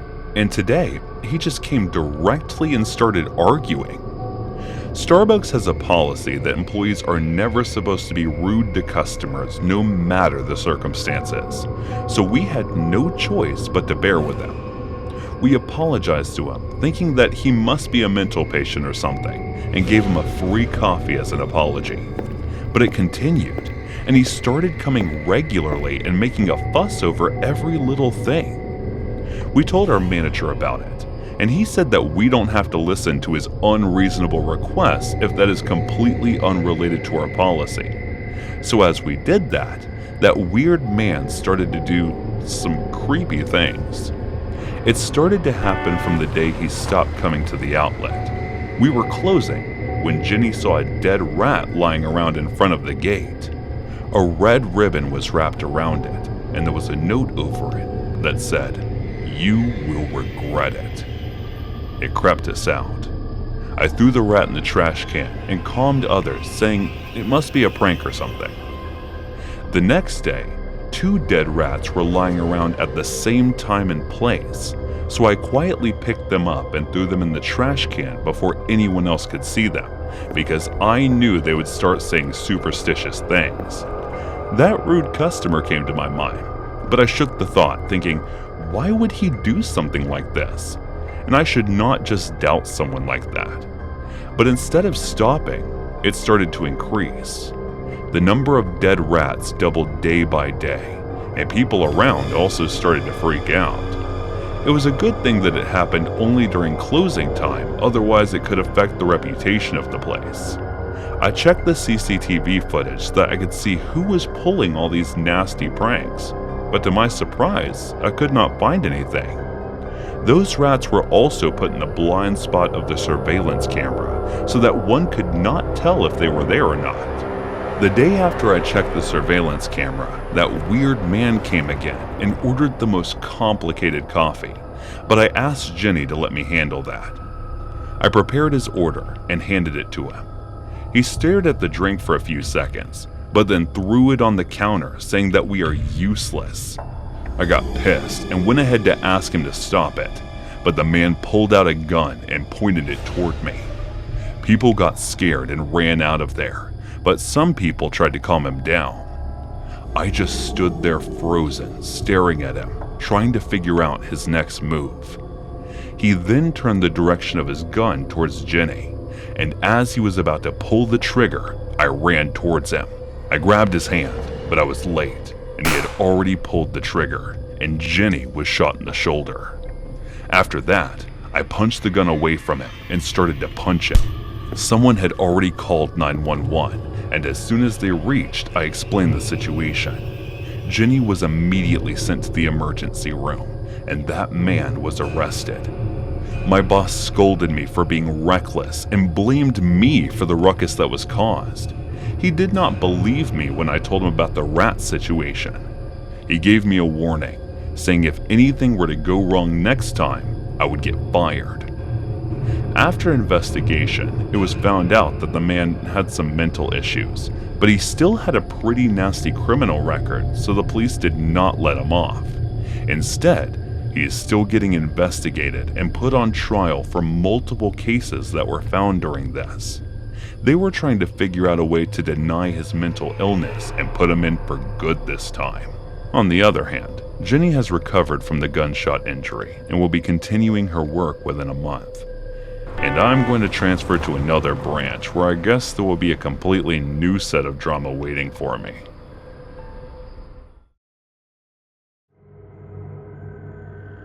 My name is Kara Dennis. I'm a 19-year-old oil painter living in Sweden. For the past few years, I had been with countless guys, but among any of them, I never felt that he is the one kind of feeling. Okay, here's the deal. I am the one you would call a serial dater. I don't know when it all began and got this way, but the longest I had been with a boy is 2 weeks max. Otherwise, it's either been a few days or a week. If you were to look at my phone, you would find tons of dating apps installed on it. Well, not anymore, because I deleted all of them a few days ago due to a little incident that got me scared of dating through dating apps. It was about 2 weeks ago when I had just broken up with my last boyfriend, Jonas. He was a sweet and nice guy, but too sweet for my taste. He was more like a pushover, and so after dating him for 3 days, I decided to end things with him. That is when I got matched up with this new guy, Mason. I started talking to him, and he seemed nice with just the perfect amount of sweetness in him. His way of engaging in a conversation and answering each of my questions was just attractive on its own. It was the first time in my dating life that I thought about a guy like this. I mean, I had never been too involved in a guy's life. Whenever I get a match on either of the dating apps, I do 3 things. I ask him out on a date, sleep with him, and after sleeping for a few days or so, I lose interest in him. But this time, I was feeling different. This was the first time I wanted to know more about the guy than thinking about other stuff. We exchanged numbers, and I started talking to him over the phone calls, and finally one day, he asked me out on a date through a text. It was his idea to meet in a nightclub, so I agreed to it, all excited that I would be getting to know another side of him. I don't know if you would have believed me, but it was the first time I struggled to choose a dress from my wardrobe. Normally, I always knew what to wear, and since I was aware of my beauty, it did not matter whether the dress was nice or not, it always suited me. But tonight, it took me 2 hours to choose a golden slutty dress to satisfy myself. After that, I applied the most natural looking makeup to make me look more beautiful, and then I head out for the club. We had decided to meet at 9:30 p.m., and it was already 9 p.m. I did not want to be late, so I immediately called a taxi and gave him the club address. The taxi driver adjusted the mirror and started eyeing me while driving, which I noticed, but I did not want to make a scene before reaching the club, so I stayed silent. "Are you going on a date?" He broke the silence and was looking at me through the mirror. I did not say anything and just nodded my head yes. The next thing that he said was, "Don't take it in a bad way, but you look hot, ma'am." That's when I thought I may have gone too far with the dress to impress Mason. Well, he did not do anything to me and dropped me at the address I gave him. I walked into the bar and noticed that all gazes turning in my direction. Now, I know it was because of the dress I was wearing, which, by the way, I was regretting at this point. I started feeling anxious, thinking, what if Mason doesn't like it and judges me in the wrong way because of the dress? But I was also aware of the fact that it was too late to worry about such things now. My phone notification bell rang. I checked, and it was a message from him telling me about the table number he was sitting on. I walked there and saw this tall, muscular man with a tan body. He looked different than how I had pictured him in my head, and it was like he was a completely different person. He scanned me from head to toe as if he was capturing each part of my body in his mind, and it made me feel uncomfortable and self-conscious. We started talking, and he gave only 1 or 2 words responses. For some reason, I was not feeling good talking with him, and you can say this was the worst date I had ever been on. I could not understand why I was so ecstatic and overwhelmed to meet this guy. So the moment I addressed him to ask if I could leave early, he started laughing. I looked at him perplexed, trying to figure out what was going on in his mind, and he said, "You want a date after putting this much effort into your dress and makeup to impress a guy, and you don't even recognize him?" "What do you mean?" I asked with hesitation in my tone. I did not know why, but I was starting to feel anxious by his tone. "I'm not Mason. I just wanted to check who Mason was so crazed about. Turned out it was just some dumbass bitch who doesn't even recognize the poor guy. Now I feel bad for killing the dude." The moment those words hit my ear, I got dumbstruck with terror. I hoped him to be joking, but the way he was saying all that as if he was proud of what he did made me feel even more nervous and scared. I could not figure out why he revealed murdering Mason, and the moment I came up to the conclusion that his intention might be killing me as well, he came closer to me. He put his mouth 2 inches distance from my left ear and said, "Don't worry, I won't kill you. As long as you don't open your mouth, you're safe. So remember, my eyes would always be on you." At this point, I was too petrified to ask him what and why he did that to Mason, and what was his motive behind coming here tonight. He walked me outside the bar with his arm wrapped around my waist and a smile on his face. After calling a taxi for me, he gave me a forced kiss on my lips and then let me go. The moment I reached home, I fell to the floor and started crying. I had no idea what just happened to me and how that strange, weird man got into the picture.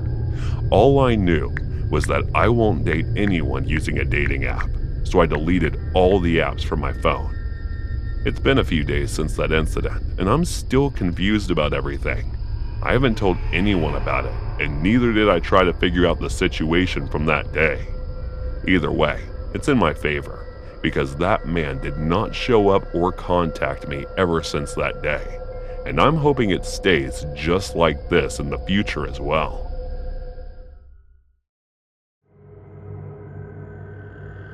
Our school used to hold these activities at night, in which each class decided on a particular activity to perform and elect 8 class representatives to prepare that activity separately. Representatives for the activities were free to take students who wanted to perform under them so that they could perform the activities together. And most importantly, among the 8 representatives, one was supposed to be in charge of bringing homemade snacks and drinks. Each class elected representatives for this year as well, and representatives chose their groups too. Oh no, if any of you are thinking that I was one of the representatives, then no, I wasn't. I was just a forced volunteer for the food group by my best friend, Mike. So here's the story of that night. I was told to bring drinks for us, so I went to Walmart and bought fruit beers, cold drinks, and a couple other things. I'd already informed and taken permission from my parents about the activities of the night. For some reason, when it comes to school, whatever stupid useless activity the school organizes, my parents automatically agree to it. You don't have to get stubborn over them. You won't have to bargain with them for hours over it. They already agreed, my friend. If your school is organizing a dating event, they would agree without asking. If your school is organizing an overnight party, it's a yes from them.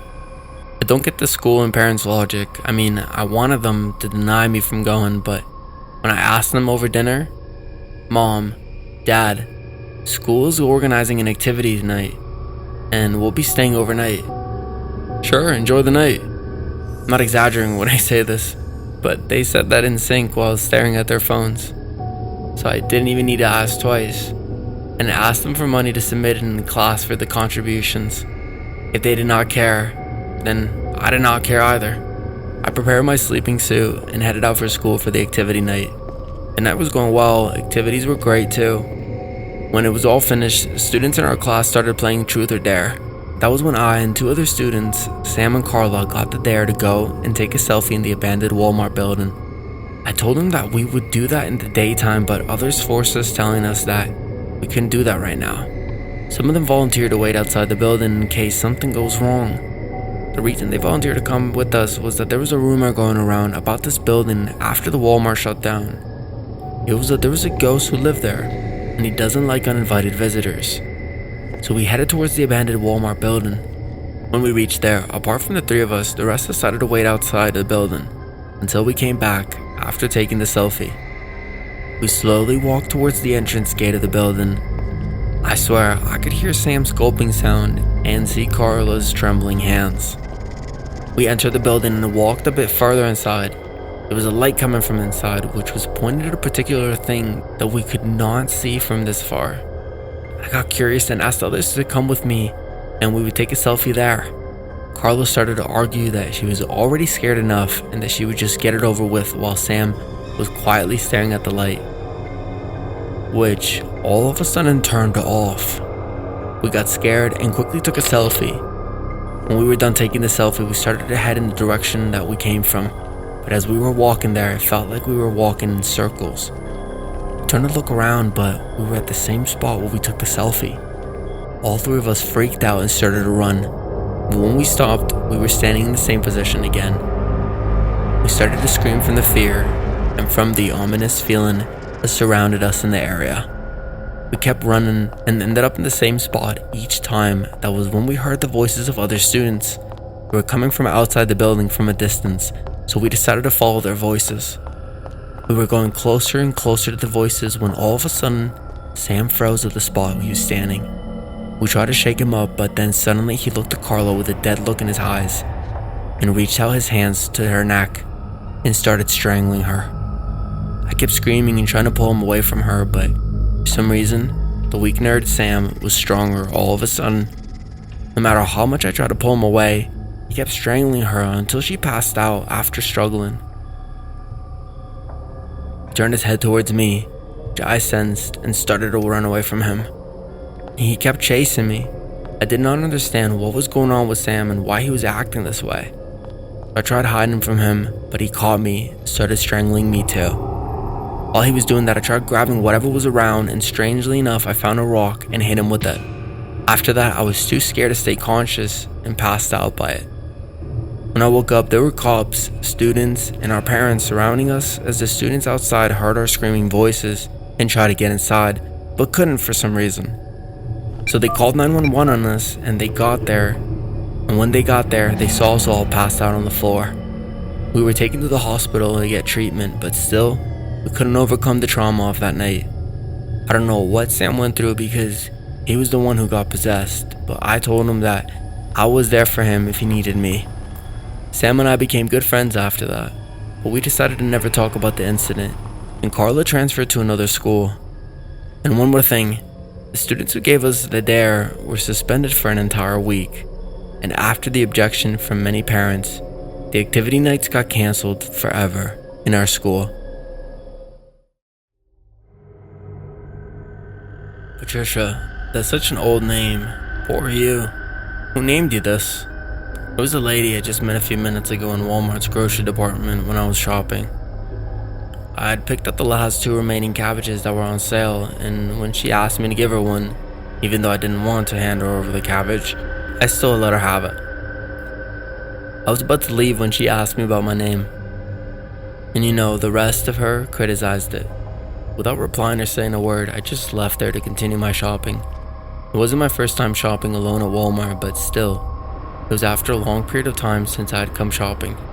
Mostly, I would ask my husband to bring the items we need, or whenever my mother-in-law went shopping, she would buy the stuff we needed at home. So I never had a chance to come out and buy anything myself.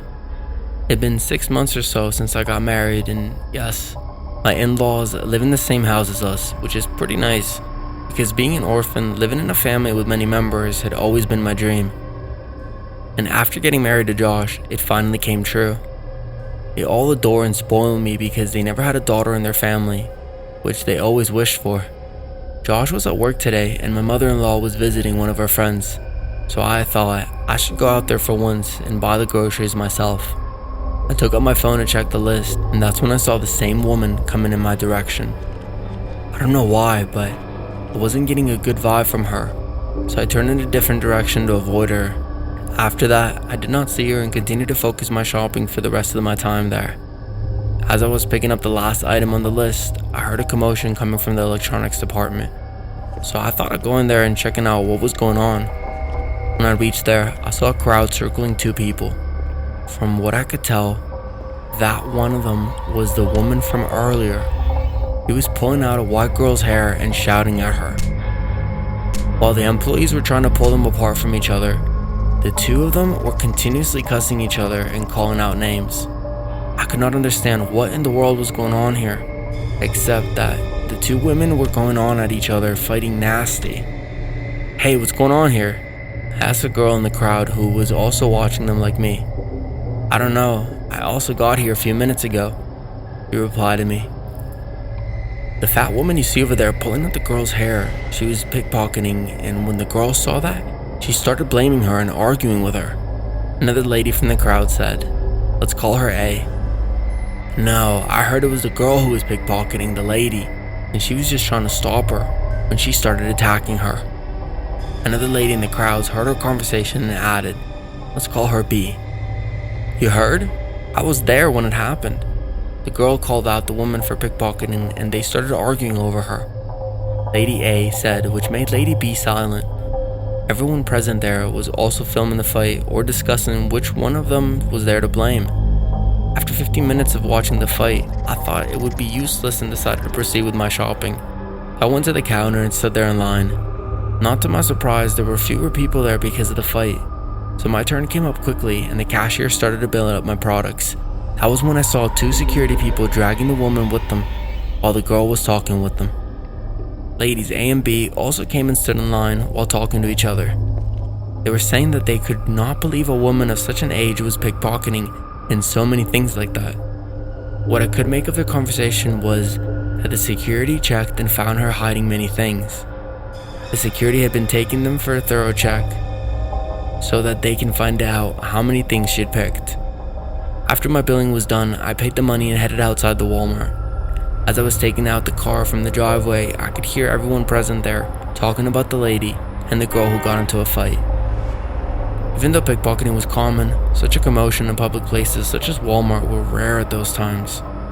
As I was driving back home, I got stuck in traffic for longer than usual because of an accident.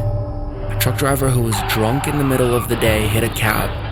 The cab driver died on spot and the passengers in the cab were badly injured. I could not believe my luck. The first time coming out in a while, and these incidences kept happening in a row. When I reached home, my mother-in-law was already there. She asked me if she was okay because she'd already heard from someone about the fight in the Walmart and the accident that had happened as well. I told her that I was fine, and even though it wasn't such a big deal, it still got me a bit spooked because everything that happened today.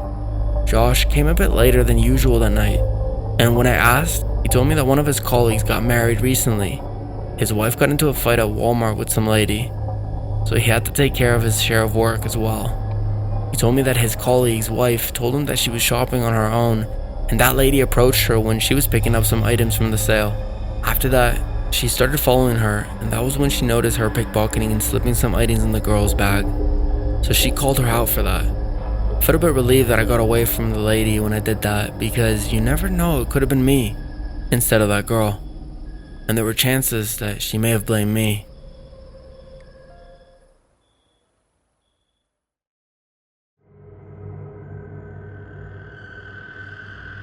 In September of 2022, a 20-year-old Australian university student posted a harrowing personal account to the popular social media site. In it, she detailed the terrifying ordeal she'd been subject to after posting intimate pictures of herself on a social media page known as OnlyFans. One involved obsessive stalking, internet loopholes, and ultimately, a clear and present threat to her life. Only through a completely anonymous throwaway account that she feels safe enough to share a story, adding that her local police force had finally taken action against the person responsible. But even then, the girl made it clear that her complaints should have been taken seriously long before she was in any imminent danger. According to the girl, the incidents all started after she moved back with her parents during the summer break. The girl was particularly excited to be home as the family had just bought a new puppy. By all accounts, the girl was having a ball getting to know her new furry friend. But as anyone who's ever had a puppy will tell you, to say they can be erratic would be the understatement of the century. On night, the girl awoke to hear her puppy yelping at the back door. They were in the middle of the potty and went downstairs to let the dog out. She says it was as late as 2 a.m., and there didn't seem to be another soul around as she stepped down into the night, but as soon found out she wasn't entirely alone.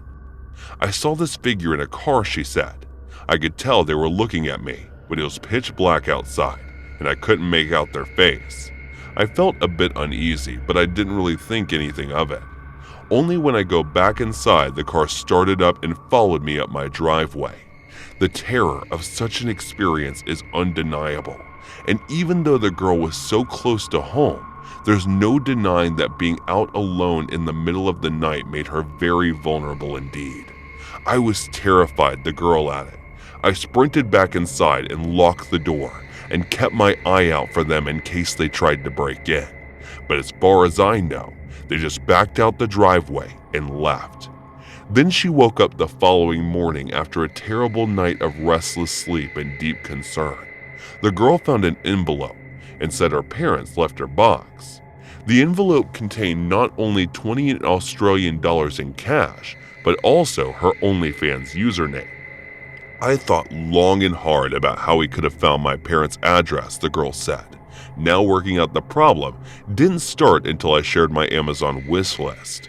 OnlyFans and Amazon were both adamant that the security systems prevent leaks from taking place. However, it appeared that wasn't the issue. A third-party seller was not bound to the same data protection laws as large multinational companies. Although she doesn't know for certain how her stalker got her address, the girl is 90% sure that they got in touch with a third-party seller and obtained her home address in that way. Whether it was money, coercion, or intimidation that caused the seller to give up the info is another question entirely, but the fact remains that it's the most likely of all explanations. After that, when I moved back to the college town where I was studying, I stopped posting content. The girl goes on to explain, but somehow my stalker still managed to track me down. The girl said she basically closed down her fans account and started a YouTube account because of how unsafe the former felt. Her first big blogging project was due to be a shopping trip to a local mall, but when she got to her car to depart for the day, she found that she had been ransacked. The vlogging camera was missing too. She said, "I know that's my fault for leaving it in the car, but I was using it the night before, and since I live in a gated area, I didn't think I would be unsafe." That she added that the camera was inside of her glove box and contained an SD card with unreleased photos and videos on it. It was almost like someone knew it was there. But as bad as it was, it only got weirder from there. She eventually contacted her building security personnel asking if they could review security camera footage from the previous few nights, and it was through this that not only did she see a man break into her car and ignore other cars in the parking lot, but she also had proof she was being deliberately singled out for targeted harassment. After they got the camera, they walked around the duplex until stopping nearby my window. The girl wrote, "My bedroom faces an outside street and the blinds are broken, so it's very easy to see in. I have a curtain, but it doesn't cover my wall into all the way. Look, what I'm trying to say is this person watched me sleep for an hour, so I have no idea why they didn't try to break in, but thank God they didn't." The woman explained her camera was later recovered at a nearby secondhand store, suggesting whoever is stalking her has a prior history of criminality. However, she added that the camera's memory card was missing. "I know he kept it as some kind of trophy, I just know it." She added, and has since moved in hopes his stalker hasn't followed. "I believe the police are still trying to track them down, but I have broken my lease and moved to a new place, so hopefully this will keep me safe." But what's so scary about the girl's story is that it seems like only a matter of time before the stalker decides to take things further, unless they're caught. Stalkers will only ever escalate their activities until their obsession reaches a deadly and permanent end.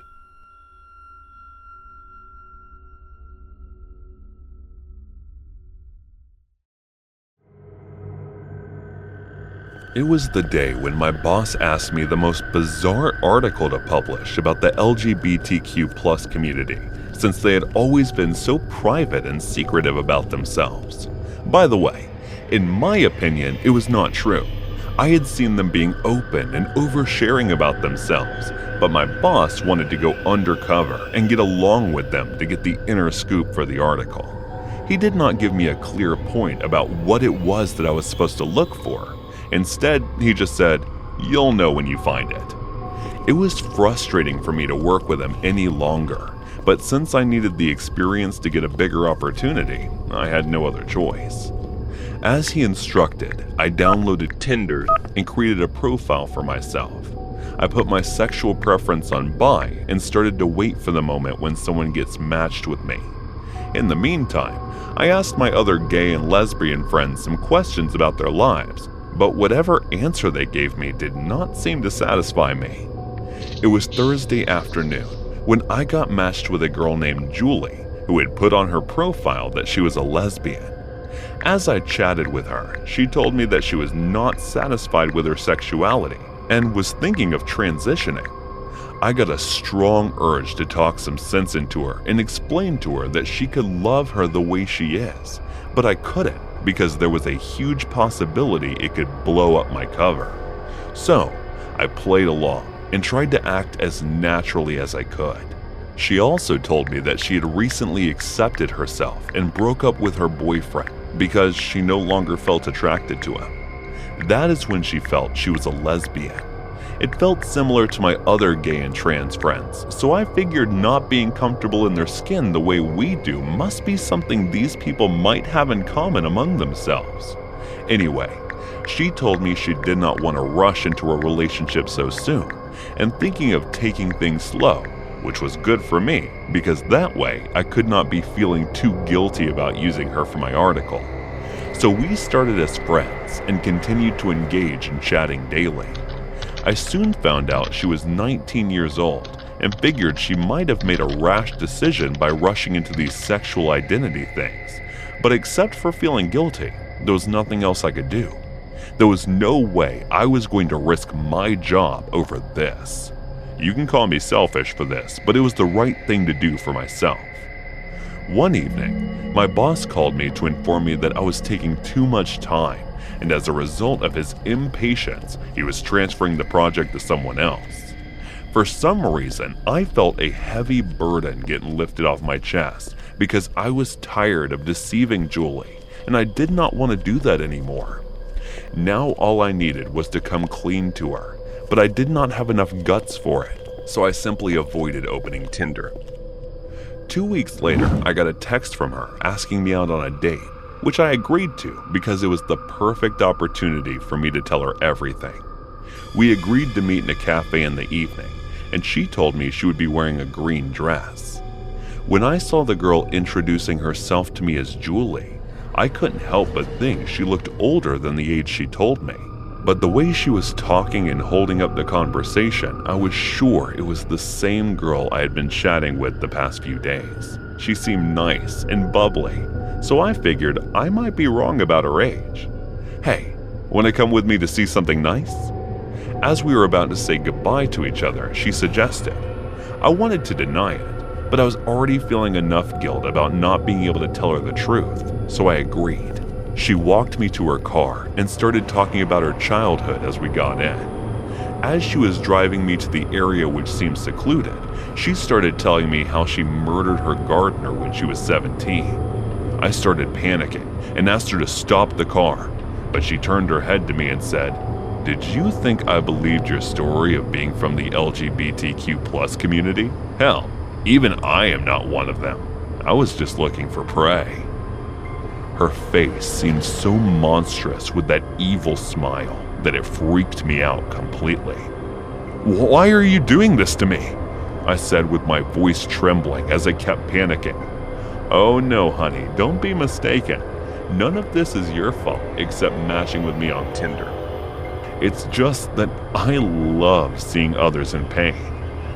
As she said that, she took out a gun and pointed it at my head. Guess she figured I was planning to jump off the car, so she did not hesitate once to fire the bullet in injuring my left hand. I let out a loud, painful scream, and in response, she moaned and started laughing, which was even more terrifying. I had to do something if I wanted to get myself out of this messy situation, but I could not figure out what to do. That was when my head stopped working, and I simply started wrestling her to take the gun away from her. As I was already in pain and bleeding, I wasn't going to hold out any longer, so I somehow managed to make her lose the balance of the car. As a result, we got into an accident, but she was a tough one. Even after getting injured, she was still holding up, while I was barely keeping myself conscious in the situation. As my vision faded, I heard someone rushing toward the car, and the fading voice of the girl trying to murder me. "No, sir, everything is fine. I will call an ambulance myself. You don't..." These sentences are followed by a gunshot, and everything went blank after that. When I woke up, I was in an emergency room, and a man was sitting across from me. I turned my head, only to find out that the girl was lying unconscious on the bed next to me. The man told me he was driving past us when he saw the accident, but when he went to help us, the other girl tried to kill him. As she pointed the gun at him, he acted quickly, and the bullet accidentally got fired into her stomach. Even after that, he called the ambulance on us and got us admitted to the emergency room. The police came and got my statement. I ended up telling them everything that had happened the past few days. And as I got discharged, the first thing I did was quit my job, which was the cause of my suffering. One thing I was sure of, though, was that bullet in Julie's stomach was not an accident. That guy intended to do that. After a thorough investigation, It was revealed that Julie had conditions of IED, APD, etc., which were developed at a very young age when she was being forced to live the life of a guy by her parents. She killed them and ended up in a mental hospital. But it was 6 months ago when she ran away from there and started killing people. I felt relieved that I got out of the situation when I did. Otherwise, God knows what might have happened to me.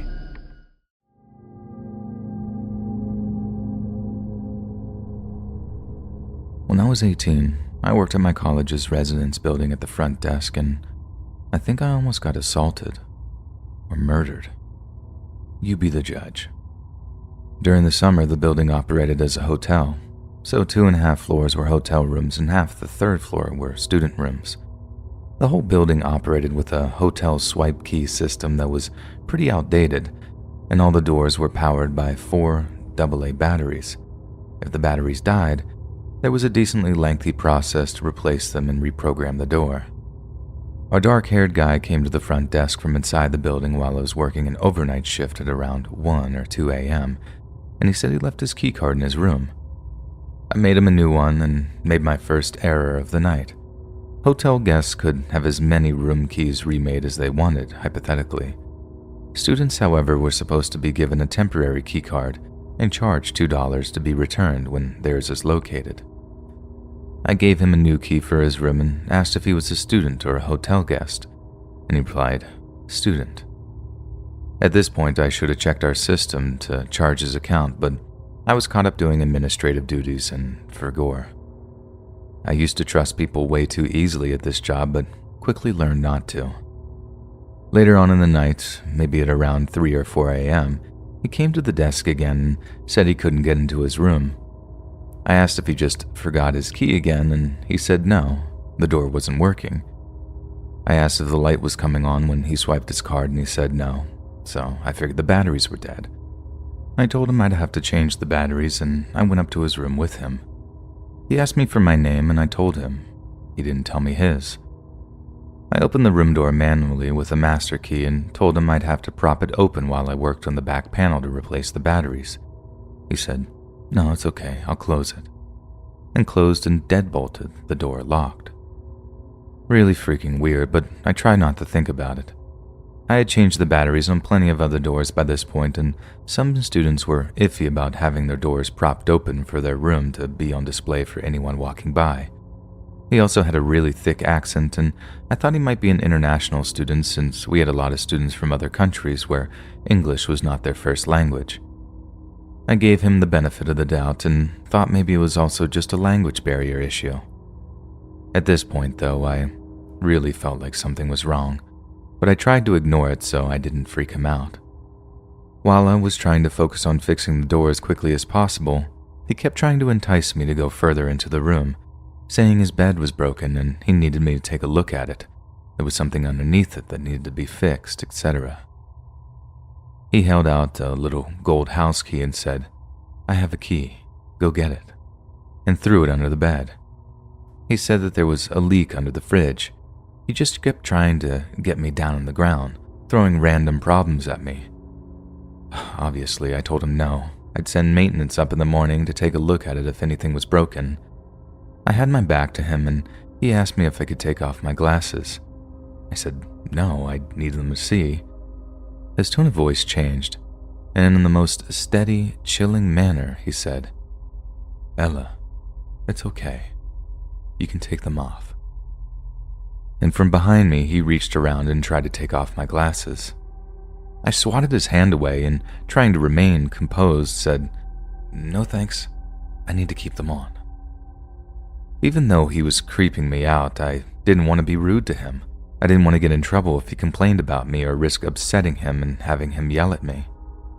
I got up to grab something from the door repair kit and undid the door deadbolt and opened it up in the process.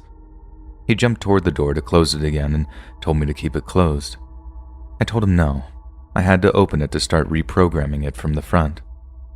While I held the door open with my foot and grabbed something from the door repair kit, he started playing with the little wispy hairs at the top of my forehead and trying to touch my shoulder. I swatted him away again and asked him not to touch me, and focused on getting out of there. He once again tried getting me to follow him into the bedroom, saying the bed was broken, and I went as far as the doorframe to see if I could spot any actual problem with his bed. This is when I realized that he had nothing in his room. No dishes in the kitchen, no shower curtain in the bathroom, no sheets on the bed. Nothing. This wasn't his room. My brain once again went back to the international student theory, thinking that he had just arrived today and hadn't gotten a chance to buy anything yet, but in the pit of my stomach, I knew something was wrong. I fiddled around with the door for a few more seconds before announcing that it was fixed and quickly gathered the door kit and left. Before I had reached the elevator, he came back out without his shoes on to follow me. He tried to get back in to get his shoes and called out, "Ella, the door isn't fixed. You need to come back." I went back and opened the door manually and told him if the door was broken, I'd have to send up maintenance to fix it in the morning.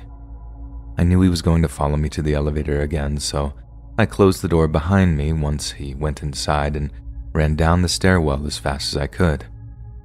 When I got to the front desk, I checked the computer and saw that the room he was in was supposed to be empty. It wasn't a student room or a hotel room. I locked myself in our back office and called campus security. He came down a few minutes later and went behind the desk. I yelled at him to get on the other side and wait, now that I knew that he wasn't a resident. He tore the corner off a slip of paper I had sitting on the desk and drew a flower on it, then put it back on top of my papers. When security arrived, he ran back up to the empty room and tried convincing them he lived there so he wouldn't have to leave. He kept showing them his key, which had decided to work on the door again somehow. They escorted him back downstairs and came to ask me if he really did live there. I mean, obviously he didn't. That's why I called you guys crying and terrified. He kept interjecting to argue that he did live there. He couldn't even recall his room number when asked. Security asked him for a student card and he couldn't produce it, so they told him he would have to leave if he couldn't prove that he lived there. While they were grabbing his information, I listened from the office and could immediately tell that he was lying. The phone number he gave was just a bunch of random numbers. The name he gave was prefixed by as if he was trying to think of a name. When they asked him for his address, he just said across the street. One security guard asked if he lived in the apartments across the street and he said yes, but couldn't tell them what the building number was. He said his apartment number was 1200, but I moved into that building a few months later and apartment 1200 doesn't exist. When security asked what his purpose was to be sneaking into a room, he just kept up the ums and uhs, saying he didn't know. They asked, "Were you trying to see a friend? Did you know anybody who lives here? Were you here to hurt somebody?" And he kept fidgeting and saying, "I don't know, no reason, I'm just here." At one point he tried to tell them that he was my friend, at which point I poked my head out of the office to say that I literally had never seen him before that night. He left. We didn't call the police because he didn't actually do anything, but it was still very insane. Later on, it dawned on me how he figured out that room was vacant. One of the housekeepers had been using it as her personal break room. A few days later, a housekeeper came to the desk and told me that they found the door dead-bolted open, the TV on, and a housekeeper inside watching TV. She must have forgotten to close the door when she left for the night, and when the creep let himself into the building, he found it. I never saw him again, and to this day I have no clue what he was doing there. I haven't worked there since last winter, and overnight shifts still give me the heebie-jeebies. I got a few work-related stories from my hometown I can post. This first one happened when I was a 20-year-old college student. At the time, I worked in a, let's say, rustic-looking gas station. It wasn't a building by itself either. Rather, it acted more like a booth that was attached to a supermarket. The booth itself is located a bit off-site on the other side of this huge parking lot, but the supermarket owns it. The booth faces the store, but it has a huge woodland area directly behind it. The door to the booth faces left into the woods, and I know I'm being overly specific, but this is important. So the window in the booth is bulletproof, but only covers the front so you can't see directly to the left or right of the booth. At the time of this experience, I'd been working at the station for maybe a few months, when all of a sudden, this nasty storm hit the area one night. The rain was so bad that you could barely see 10 feet in front of you, and it was flooding all over the place. But the supermarket, being desperate for money, refused to close the booth down, so I showed up for my typical 5 to 11 p.m. shift in the pouring rain. 3 hours into my shift, the power goes out due to the storm, which by this point has gotten downright apocalyptic. It's pitch black out there, and the rain is coming down hard, so I decided to sit tight in the booth while I wait for a manager or something to either let me go or to fix the power. Of course, this means the phones are down, so I can't call in the store, and nobody in their right mind is buying gas, so I decided to start doing my booth chores like cleaning the counter, counting cigarettes, tidying the drawer, etc. Now, this next part will require a bit more background information, so bear with me. The booth itself is supposed to be locked at all times, but one of the new hires managed to break the key off inside the lock, making one of our managers break the lock so we all could get back inside. That lock still hadn't been replaced, but we were told to pretend the door was still locked.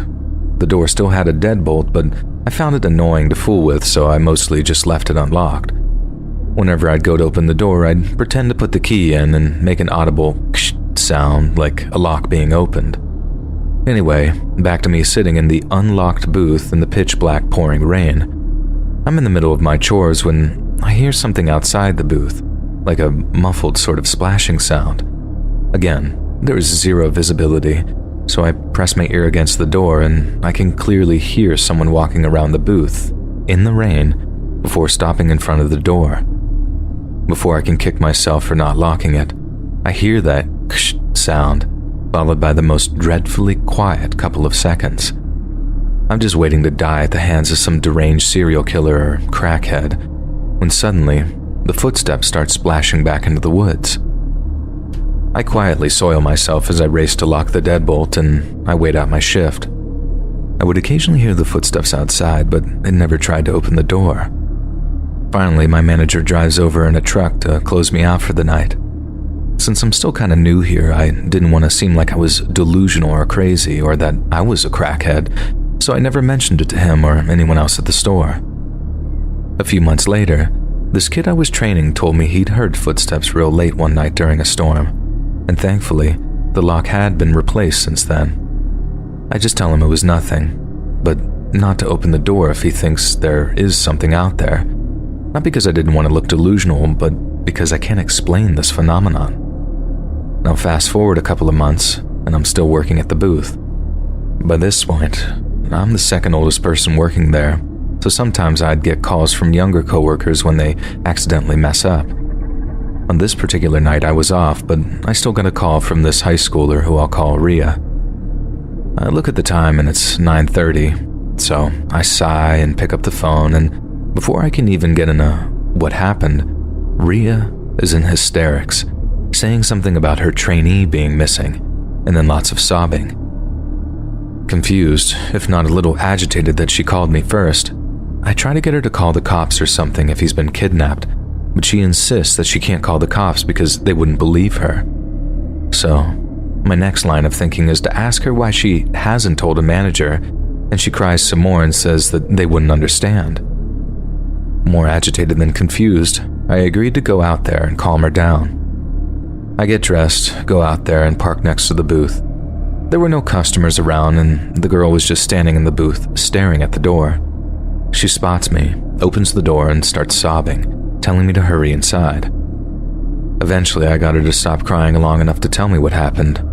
Apparently, she was training this new guy, Matt, who was an older guy about my age, and she said, the dude felt off, like a robot or something, and kept staring at her all dazed. Several times he would stop talking mid-sentence and ignored her attempts to address it. At this point, she's getting real uncomfortable and is about to call into the store about him when he starts sort of humming, she says. She described it as kind of like as if someone was attempting to imitate a purring cat, like they were breathing heavily and buzzing at the same time. So she reaches for the phone, and he reacts by grabbing her hand and just staring at her. She starts bawling at this point, begging him to stop, and he lets go of her hand, then opens the door and just sprints off into the woods out of sight. She said he came back a few minutes just before I got there and asked to be let back in, but she refused, so he just ran back into the woods. At this point, I'm either thinking he picked up on the meth phase that the neighborhood was slinging around or that she's being dramatic. Regardless, the story sounded pretty dangerous and we needed to call the cops or something at least.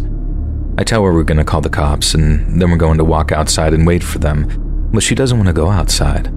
She says that she can almost feel him waiting out there.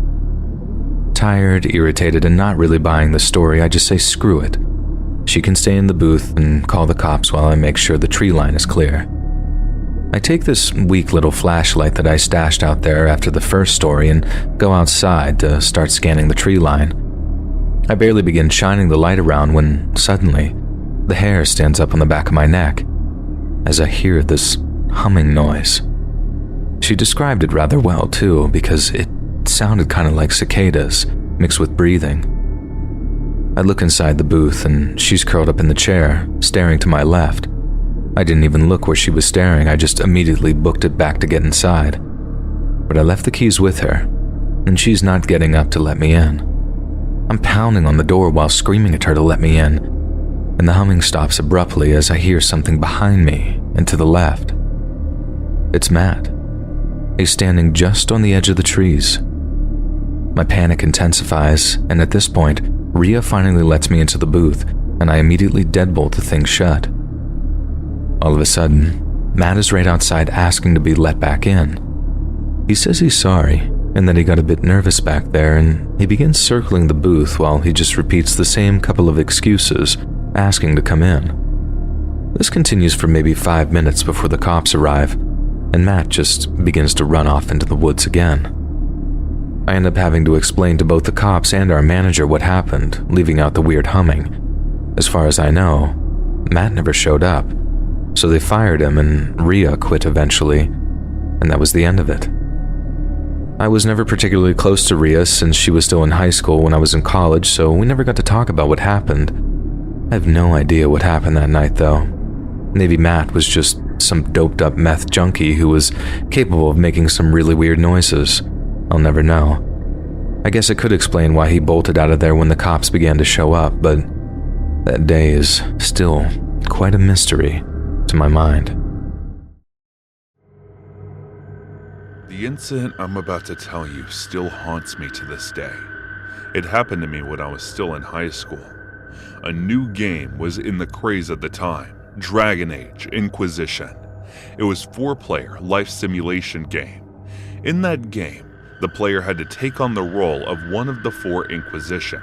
They were dispatched to eliminate either a cohort of Venatori, a battalion of Red Templars, a swarm of Darkspawn, a pack of demons, or a Katam and Kanari that had taken control of an area.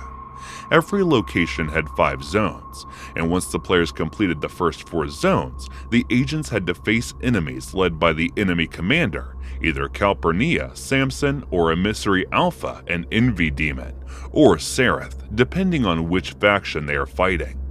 Once the final wave of enemies was killed, the match ends victoriously. I was obsessed with that game, and often used to go to the nearby gaming cafe to play it.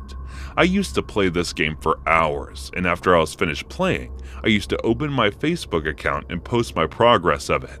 I often played with different players, but there was one guy with name of Hunter Z309 whom I played most of my games with. We even used to talk using Dialogue Wheel. One day after the game, I logged into Facebook and uploaded my progress post. After that, I clicked the messages of others and went to check notifications. Someone had tagged me in a post, and the person who tagged me was unknown to me. So I checked the post, and there was a picture of me sitting in the cafe playing Dragon Age. The picture was taken 2 days ago. I recognized the outfit from that day. I looked around. Everyone was busy on their own. Surprisingly, he was in my friends list, and I had no idea when I added him. I did not think much of it at the time, but slowly it started to increase. I was tagged in more pictures of me, I had no idea who it was and when did he take my picture. I messaged him, saying it's rude to take pictures of others and upload it without permission. He instantly replied, "I'm sorry, I'll take it down." And after that, all the posts with my pictures were deleted from his account. I was relieved, but I was still not sure about him taking my pictures again. I messaged him saying not to do this anymore, but I should have been a little more specific about it. The next day, when after playing game, I checked my Facebook. The pictures were sent into my inbox and they were from the same day. I looked around and shouted, "Who is it?" Everyone started looking at me with confusion, so I couldn't recognize who it was. I texted him to stop it, but there was no reply. The pictures kept increasing day by day, so I complained about it to the cafe owner. But even after that, it did not stop. And along with the pictures of me being in the cafe, other pictures that were downloaded from my Facebook and were edited in nude models' bodies started to come. I was extremely worried about it and had no idea what to do. I thought of telling my parents about it, but since I used to come here by the excuse of going to the library, I was really scared, so I stopped going to the cafe. But it still did not stop. He started sending threat messages to me, along with the pictures of new models with my face edited on it. One day, he sent me a picture of a nude model in a weird pose and asked me to send him my picture in that pose. I immediately blocked him and deactivated my Facebook account. I locked myself inside my room and stopped going anywhere. My parents started to worry about me and started to ask questions. I had no courage to tell them about it after lying to them so much. I was depressed. After a few days, one of my friends sent me a picture that was going viral and told me that it was my picture. I checked and it was the same picture with that nude model in that pose, but with my face edited to it. I immediately told her about everything. She said I should tell my parents about it before they find such pictures from somewhere else and report this. I stomped back and forth in my room, arguing subconsciously to myself if I should tell them or not. What if they start to yell? What if they don't even talk to me anymore? What if they kick me out of the house? And what if they don't want me anymore? All what-if questions were roaming around in my mind. Somehow, I managed to gather enough courage to tell them about it and come clean. When we were all having dinner, I approached them, saying, "I need to tell you guys something." Their focus went toward me, and I started to tell them everything. I told them about how I used to go play games and not library and how I ended up with a cyber stalker. I thought that they would be disappointed in me, but that wasn't the case. They looked at me with a concerned look, and my mother spoke. "We know, honey, about you going to the cafe. We let you be because we know you study hard." My parents told me not to worry and they will take care of it. They went there and reported it to the cyber police department. The investigation started and they tracked the source of the post and messages. It turned out to be the cafe owner's son, and he was also the one who used to play with me online. All the posts that were uploaded by him, along with the viral ones, were completely taken down from the internet. I was relieved. But the next day when I went to school, I felt like everyone was staring at me and gossiping about me. Everyone was talking about what happened to me. My friends started to avoid me. But still, somehow I managed to finish my school and started preparing for college. Even to this day, sometimes people recognize me from the viral picture and ask me about it. It has become a habit of mine to ignore such people.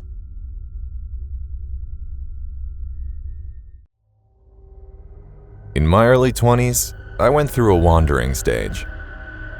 I had just graduated from college and couldn't find a job anywhere. Rather than go a couple $100 into the hole every month paying for rent while searching for a job, I decided to pack up with my few belongings I owned and headed out to see the country. And this is something I cannot recommend enough. Stay off the interstates, pop a train from time to time, and hitchhike with no particular destination in mind.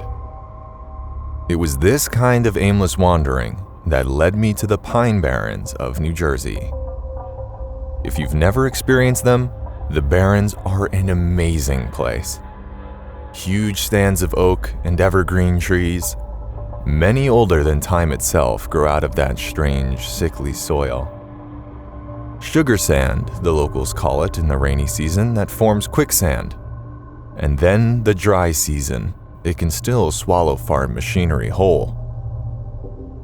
Of the few farms that I saw, they all looked like they had seen better times, and many looked like they had sat untouched for decades. There was something alluring about that place, a sort of ancient secret I was afforded glimpses of in the shadows when the wind stirred the trees.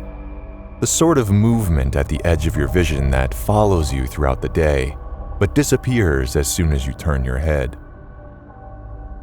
From time to time, I hiked down old dusty roads. An old pickup truck or a rusted-out car would bound over a hill toward me. Most times, the driver would eye me suspiciously and speed up as they approached. Occasionally, the driver would stop to talk to me for a few minutes. "What are you doing out here?" one old toothless man clad in overalls asked me wandering around. "Seeing what there is to see," I replied. The old man spat out a putrid brown stream into the dust. "Ain't nothing to see around here." When I asked the old man what he meant by that, he made a guttural, throaty sound. I wasn't sure if he was choking on his tobacco or bothered by the question, but he didn't answer. He offered me a ride in his pickup the way that I had come back into town. But when I declined, he spat out into the dirt again and sped off, shaking his head. My eventual plan was to make it to Delaware sometime that summer and meet up with some extended family there, but I was in no hurry. In truth, I had been in heaven these last few weeks, taking my time heading south and exploring anything that caught my eye. I had explored every abandoned building and every cave I had seen. I had half my weight in power bars in my backpack. But over the last 2 months, I had honed my skills at trapping rabbits and gathering wild edibles. Sitting up late at night beside my campfire and sleeping beneath the stars. The night sky in an area so devoid of human influence is beyond comprehension. But tonight, there were clouds moving in, and the sun was disappearing faster than I had grown accustomed to. When the deep roar of thunder shook the valley, I knew that I had better find shelter. In the failing sunlight, I could see in the distance some structures at the top of the hill. I ran the half-mile distance and was disappointed to see that the ancient house and barn were in terrible shape. The roof of the barn had been completely collapsed, and the upper 2 floors of this 3-story house had collapsed into a mangle of ancient wood. Still, the house was my best option, so I made my way toward it as the heavens began to open up. As I'd seen on other properties in the area, this house had a small cemetery in the yard. I ran toward the gaping front door of the dilapidated house, carefully making my way between the headstones. When lightning flashed, I was able to make out the name on several of the headstones, which the elements hadn't completely erased. When they got inside, the floor was spongy, but felt solid enough to hold my weight. I took off my pack and set it near the door, caught my breath, and had a look around. The hinges of the front door had long since rusted away, but I was able to fit the door back into the opening enough to hopefully keep the wind and rain out. At one end of the room, there was a stone fireplace and chimney which was solidly constructed, but I had no wood for a fire. Next to the fireplace was a stairwell full of rubble and cobwebs. I didn't dare apply my weight to those steps, as many had rotted to nothing under their own pitiful weight.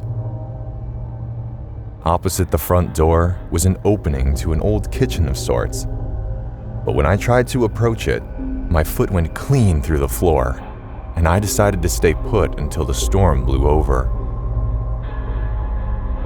The remains of the upper floor did an adequate job of keeping the ground floor dry, and I was able to arrange my sleeping bag so that very little water draining from the upper floors managed to land on it. I got out my harmonica and played for a few minutes, then stopped, apprehensive. I didn't know what I was afraid of, but something had chilled me to my core. Outside, the storm had continued to build in intensity. My eyes were focused on that stairwell, seeing nothing in darkness, and flash blinded when lightning struck. I must have fallen asleep at some point because suddenly I came to with a searing pain in my neck from leaning my head against the wall for so long. Outside, the storm continued to pound down its fury upon Earth. As I sat there, rubbing my neck, and began to chuckle to myself for getting wrapped up in the superstition of the area when I heard it. At first, I heard indiscriminate movement of stairs and the ruins of the upper 2 floors. I was just about to write it off as rats when suddenly it stopped. I froze in place, daring only to move my eyes, and even then, just barely. After 30 seconds of paralytic fear, I smiled at myself again and was just about to settle into my sleeping bag when I looked toward the stairs. At the top of the doorway were a pair of glowing red orbs staring directly at me. Very slowly, they closed down to horizontal slits, then opened up again wider than before. I can't tell you how long I sat there staring at it, staring at me. It could have been a second. It could have been hours. And eventually, my lower-level self-preservation skills began to kick in, and subconsciously, I started reaching for the knife on my belt. Our eyes locked. My hand progressed inch by inch towards my only means of defending myself. Neither of us blinked for what felt like hours, and while the storm raged on, I prayed for another lightning strike so that I might even catch a glimpse of my adversary. But despite the ferocity of the rain, the darkness was absolute. When, at last, my hand reassuringly touched the hilt of my knife, it seemed as if the very fabric of existence was ripped to shreds. The creature began bellowing in the most unearthly, mind-numbing shriek I'd ever heard. Knowing I only had one chance, in one fluid motion, I released the snap that held my knife in place, and released an inside overhand throw that I had practiced during my years of my misspent adolescence. I heard a sickening, wet thunk, and the shrieking increased in volume 100-fold. As I smashed that rotten door to pieces, I heard the creature flapping against the wall and screaming. Just as I wrenched the remains of the door open, a great flash of lightning struck. And all around the house, I saw piles of bones, feathers, and fur. I ran as I had never run before, since I ran into my veins pumped acid and my limbs were stone.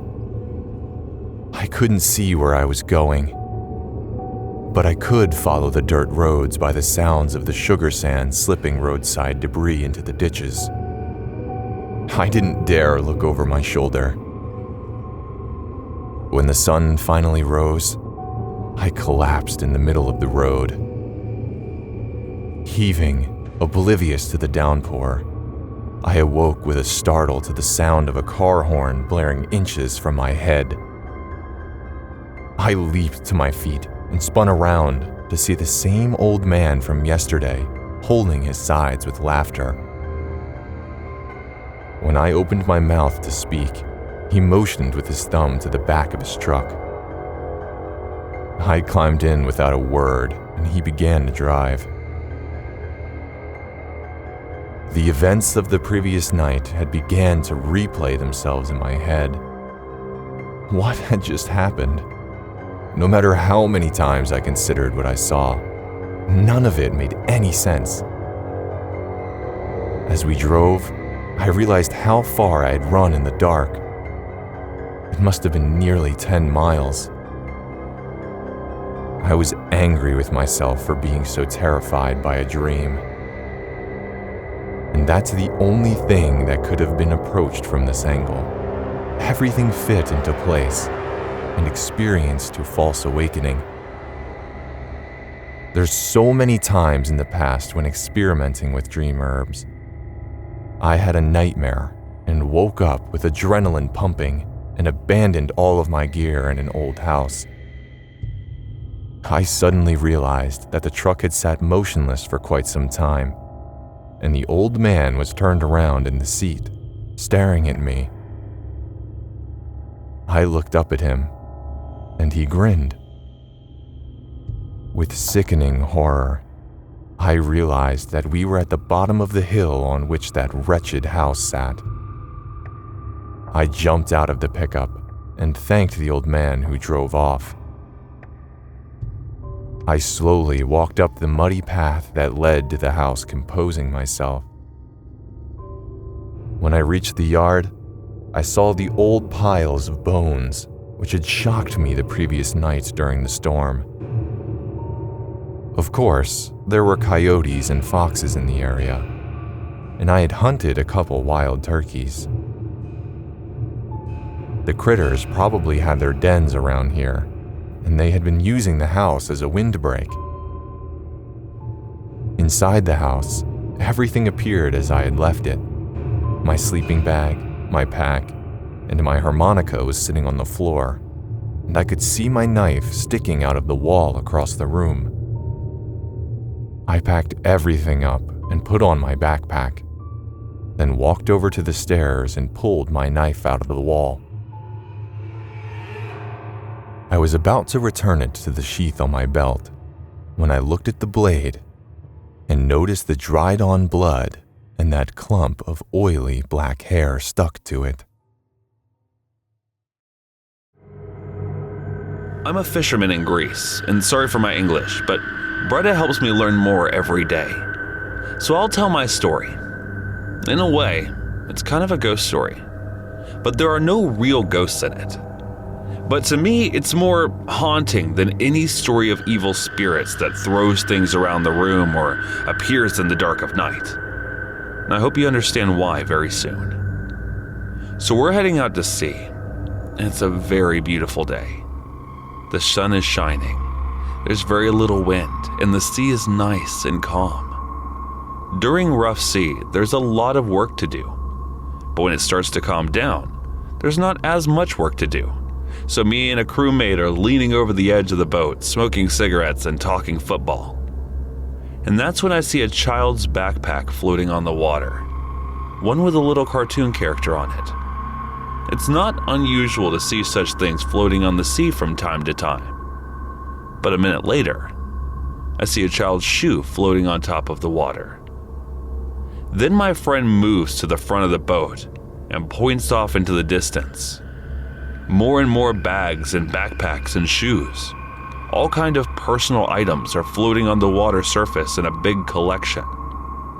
At first, I think that someone had just dumped a lot of trash into the sea, which starts to make me angry. I'm sure many of you would be angry at saying that. But then picture yourself seeing the first body floating lifelessly on the water, and then the next body, then another, until you see the fourth body is much smaller than the others, and you realize you're looking at a child. Apart from a few murmured curse words and crossing ourselves while we pray, we were totally silent as we passed the bodies. Only the sound of the waves lapping against the boat could be heard, and seeing how some of the bodies were bloated and discolored made me feel like I might vomit. You see, this is in the summer of 2015, when a lot of people from Libya were trying to cross the Mediterranean in small dinghy boats. The traffickers, who they paid a lot of money to, only cared about getting paid. And they didn't care about if the migrants actually landed in Greece or not. They just cared about money. So lots and lots of them were dying when their boat sank and they can't swim.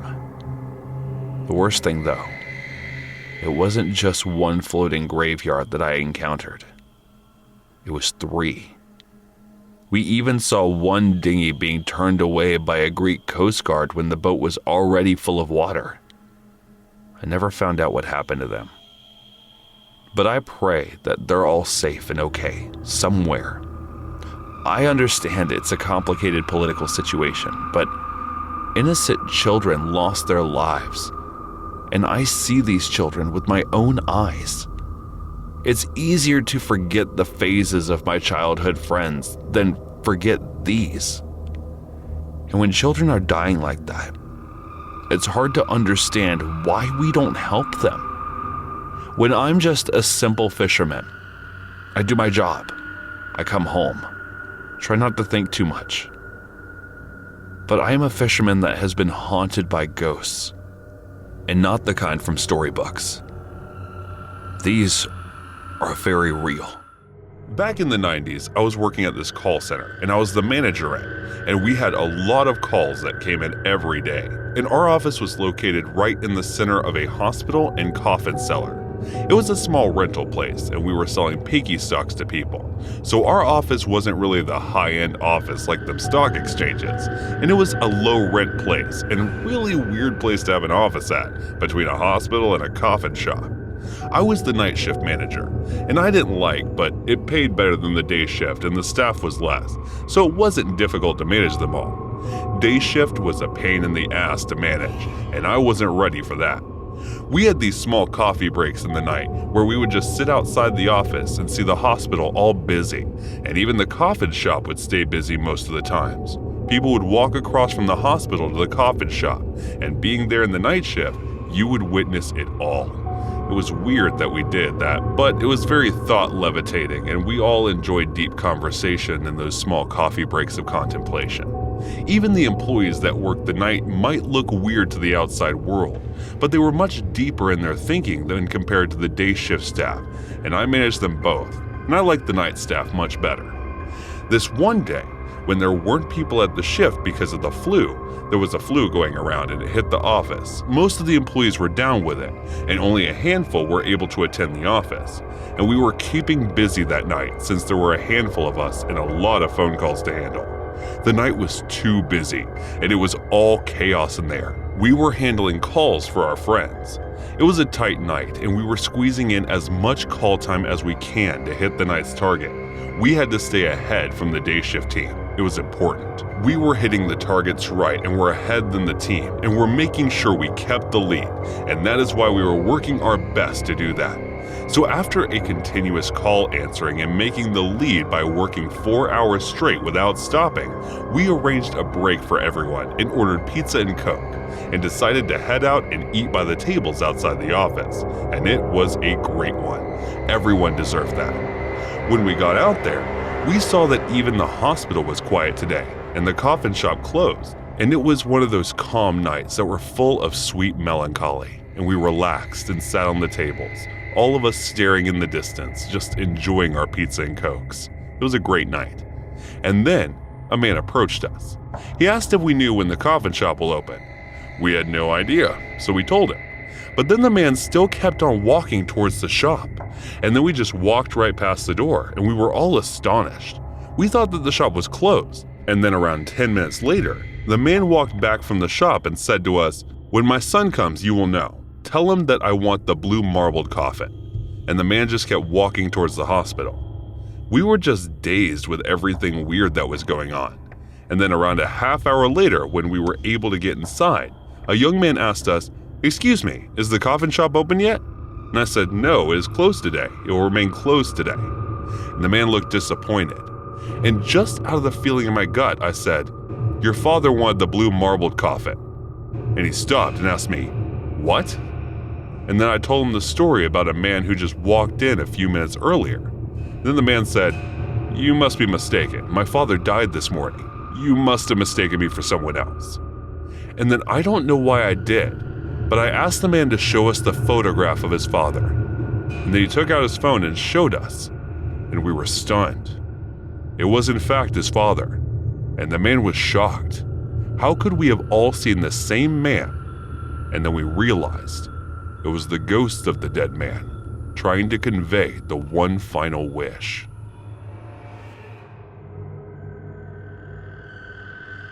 I went on a date with a Hinge guy once, who right in the middle of it said he had to stop off at his apartment because he forgot his wallet. This is as we're inexplicably moving from one coffee shop to another one that just happened to be on the same route as his apartment. He asked me if I wanted to come inside, just in case he's searching for a while, and since he's been perfectly nice and non-threatening so far, I didn't see any reason not to. Then as we get into his TV room, he ends up pulling me down onto his beanbag and trying to make out with me. He didn't do it a super aggressive way, so much as he was like trying to be sexy, who was not. Then I called him out on it. He said he was just messing around, but I was so turned off at that point that I ended up just getting up and walking home a few minutes later. He texted me a few times trying to apologize and assure me that it was a joke, but I don't know. It was so cringy that I just couldn't get past it. Fast forward to a year later, and I had read on the local news site that he was arrested on suspicion of killing and assaulting of a woman after the woman that he had been on a date with complained to the police that he had held her up against her will. Apparently, when she tried to leave, he held her captive in his apartment and beat her and assaulted her. He could have faced life in prison, but after just 6 years in prison, he might actually get out this year if parole goes well. 6 years. He should be in prison for the rest of his life, and sometimes I wonder how close I came to being the one tied up in his basement.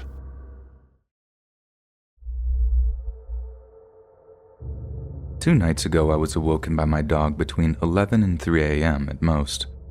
He kept near me when I finally got up and made a low, aggressive growl facing out of my room, but kept close to me. He's never done this before. I've worked with canines for years. They gave me a gut feeling, and then I heard it. Someone talking.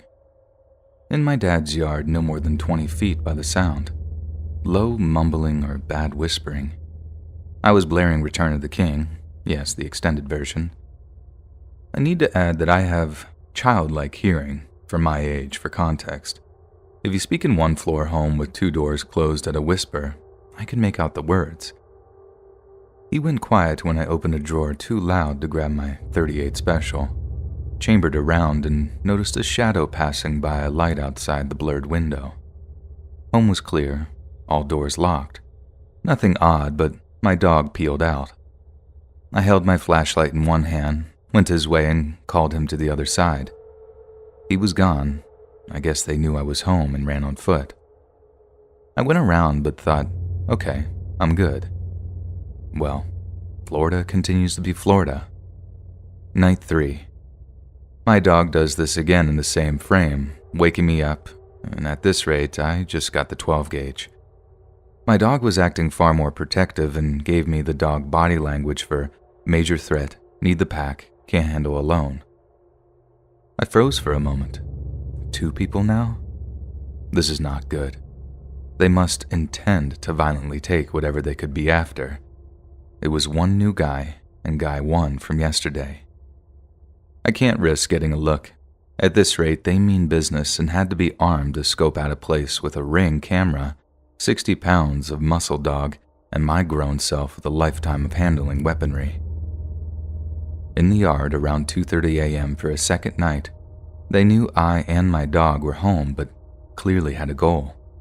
This time, voices were behind the home. My dog then pulled a freaking Leroy Jenkins. He gave one of the most aggressive, loud barks I'd ever heard of any dog do and ran to the wall. I ran to his side, getting him hyped up, yelling, "Mess them up, they're dead men." Now things are clicking for me. This was planned and professional. I checked every inch of the property with the shotgun. My dog was worked up and spooked, but calming to be with. I'm buying a mistake for this one, and a good one. I went inside. I literally kept that gun on me and chambered and in reach of my bed, and I barely slept. Day 4. I did a bit of looking around for misplaced or slightly moved objects or scratched up locks. Yep. One trash can by the gate was rotated 180 degrees, with the handle facing me and not the wall as it always been placed. A few crushed dead twigs as I went back. The head chair was turned to move to the right. A clearly odd thing is that table is set symmetrically, so it's glaringly obviously out of place if you live there. The Ring camera system and my neighbors so far show nothing, but I knew these guys had to have known that my dad was gone. They knew his son lives there, that the dog would eat them and is huge, that I had a gun, and I even announced that it was armed. Yet they came back with backup. Then the dude came back up, moved stuff I didn't know till my maritime buddy told me to check if such and such a rock was out of place. It's a way to gauge the person's awareness and presence, I guess. Whatever their goal was, I don't care. I just want them to know if they come back again, I'll be strapped to the gills. I live here in New Zealand, and late in 2018, I was feeling sort of lonely, so I decided to download the dating app Tinder to try and find myself a nice guy to go on a few dates with. Maybe even find myself a long-term boyfriend out of it. I ended up matching with this guy who'd come over from Australia, and we chatted for 2 weeks before we finally met up. The conversation was quite light, nothing too heavy, and it was fun. Like I said, it was from Australia. So we talked about Aussie things, and I remember telling him how much I wanted to visit Melbourne. He said that he'd been there once or twice and started making recommendations for some great coffee shops that he knew of. He seemed like a nice, normal guy, and when we agreed to meet, I was happy to do that. But then maybe 5 days or so before we were due to meet, he got really persistent and impatient. He would text me multiple times in a day, and if I didn't reply straight away, he would ask if something was wrong. I thought it was weird that he was being so clingy after starting off so confident. He kept trying to bring the date forward, so we could meet up sooner and would totally forget. If I had told him I was busy on a particular day, almost like he wasn't paying attention or didn't care about what I had to say. It was honestly really unusual for someone to be that persistent with me. I dated guys before who were maybe a bit persistent, but only have a nervous excitement. Different kind of excitement than this awesome guy seemed to be. I just couldn't understand why it was that he could not possibly wait until the Sunday that we'd arranged to meet. It felt very narcissistic, and I should have seen it as the red flag that it was and not just meet up with him at all. I had the messages saved on my phone for a while, so I had a record of the exact dates and times that he sent some of the messages. So on the 2nd of December, he messaged me just after 9 a.m. saying, "Good morning, how are you?" And again about an hour and a half later. I didn't reply to the first message because I was asleep, but I think he took it the wrong way because he said it was fine if I changed my mind and didn't feel like going on the date. That was when I messaged him back and confirmed that I would meet him later on that day. We met up and went to a place called Revelry. It's a very standard bar, very popular, and lots of people go there, but it's definitely more of a nighttime bar. I had never drunk there during the afternoon or the daytime, but it was open. Seemed like it had a chill atmosphere, and he wanted to go there, so that's where we went. He was a bit bigger than the pictures on his Tinder profile showed, and it was obvious that he had put on a little bit of weight. He had big distinctive eyes, and he was very, very clean cut. I mean, like his clothes looked freshly washed and ironed. He was also very well groomed, obviously took good care of his skin and stuff like that. Like he was really good looking. I remember asking him a lot of different questions, and he just sort of talked to me. He tried to ask me a few questions, but they weren't very in-depth ones. I thought he was a bit nervous, to be honest, but that's not unusual for a first date. But things start to sort of unravel at one point, because he had said one thing in messages about where he worked and a different thing on the date. I started to feel a bit uneasy, like I wanted to trust him, But as soon as he started to put on some inconsistencies, I began to wonder if he was just lying about stuff to impress me, because he was from Australia. I asked him the whereabouts that he had met his Kiwi friends, and he told me that all his friends were police officers or somehow involved in law enforcement. He said how he had met with them while out drinking in various bars. Have they gotten to know each other over time, and they regularly invite him back to their places over barbecues and stuff like that. He also mentioned that his best friend from Australia was coming over to be a Crown Court prosecutor. That's why I noticed that a lot of the stuff that he was talking about kind of had this running theme to it. It kind of seemed like he was obsessed with that sort of thing, which in hindsight explains an awful lot. I think he was sort of trying to process some of the things that he had been up to over the previous few days, and it came out in his conversation style. He obviously thought an awful lot about policemen, dead bodies, and ways people can be killed, prosecution justice in the court system, and it just came out in a very strange way like that on our first date. Like I said before, we talked quite a lot about him being friends with lots of different policemen, and he went into quite a bit of depth regarding the details of certain investigations that they apparently shared with him. He said that we're having a really tough time around the time because of bodies going missing in the White Toggy Ranges. He told me that police corpse sniffing dogs can only detect decaying flesh about 4 feet deep under the soil, so if the bodies are buried in a deeper than that, the police won't be able to find them. I thought it was a bit of a morbid thing to talk about on the first date, but it was an interesting fact nonetheless. He also got into a conversation about all the different kinds of poisonous snakes in Australia, and he became quite animated about it. He obviously had a passion for the natural world. It was quite out there, but I thought it was cute. I love animals too, so I was glad we had something in common and made me feel a bit more relaxed again. But then, right as I started feeling comfortable with him again, he started telling me this really bizarre and creepy story. He told me how crazy it is that a guy can make one little mistake and then go to jail for the rest of his life for it. He went on to tell me about this guy he knew back in Oz who had consensual intimacy involving choking with his girlfriend, then that ended up accidentally killing her in the process. He assured me that the whole thing was a horrible, tragic accident, how things just went wrong suddenly, and how the guy was really upset because he loved her and would never hurt her on purpose. But still, the guy got done for manslaughter and was sent to prison for a long, long time. What I know now is this could have been him testing on his story on me when he was able to see that I was a bit uncomfortable with what he was saying. He tried to change the subject, so we could talk about more mundane things. I didn't try to make a swift exit or anything. I'm quite used to dealing with all sorts of people.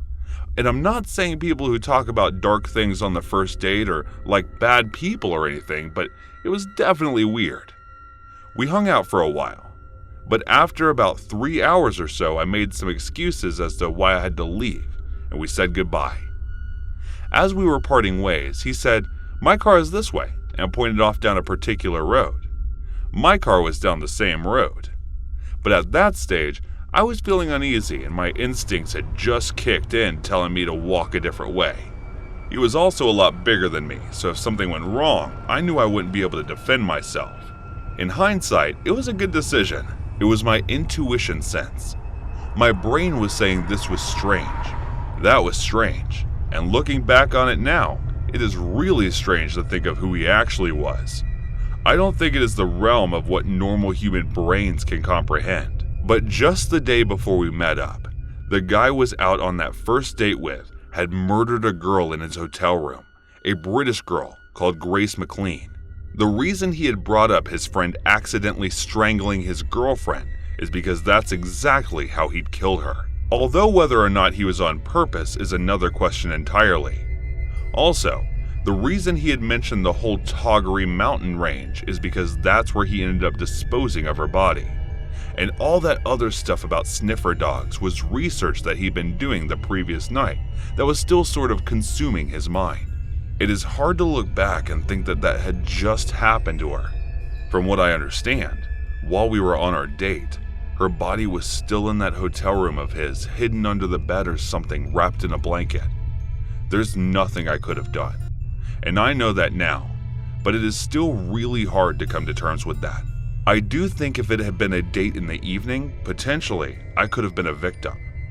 I take a lot of solace in the fact that I do have my wits about me and do take safety in online dating quite seriously, and that is nothing against any women who are willing to go home with someone on the first date.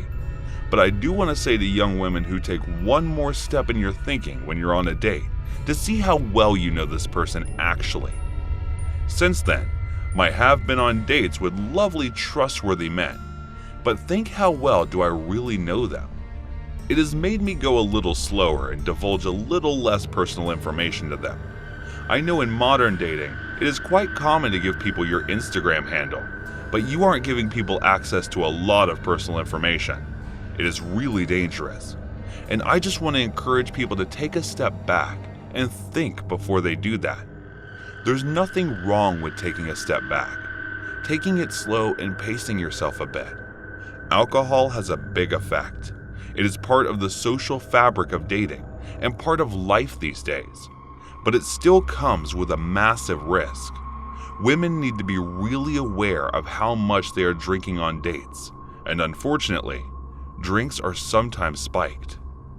We live in this world where people are still idealistic about how things should be on dates.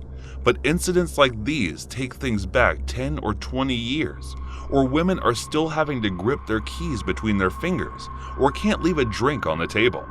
We aren't as developed as we think we are in areas such as dating. Technology has gotten ahead of us. I think people are as they always are. I think with the advancement of technology, we thought we would become more refined. But we are just the same, but with new technology. I think the invention of dating apps is a wonderful thing, and I wouldn't want to live in a world without that. But I just wished for a world where women don't have to think about their safety all the time.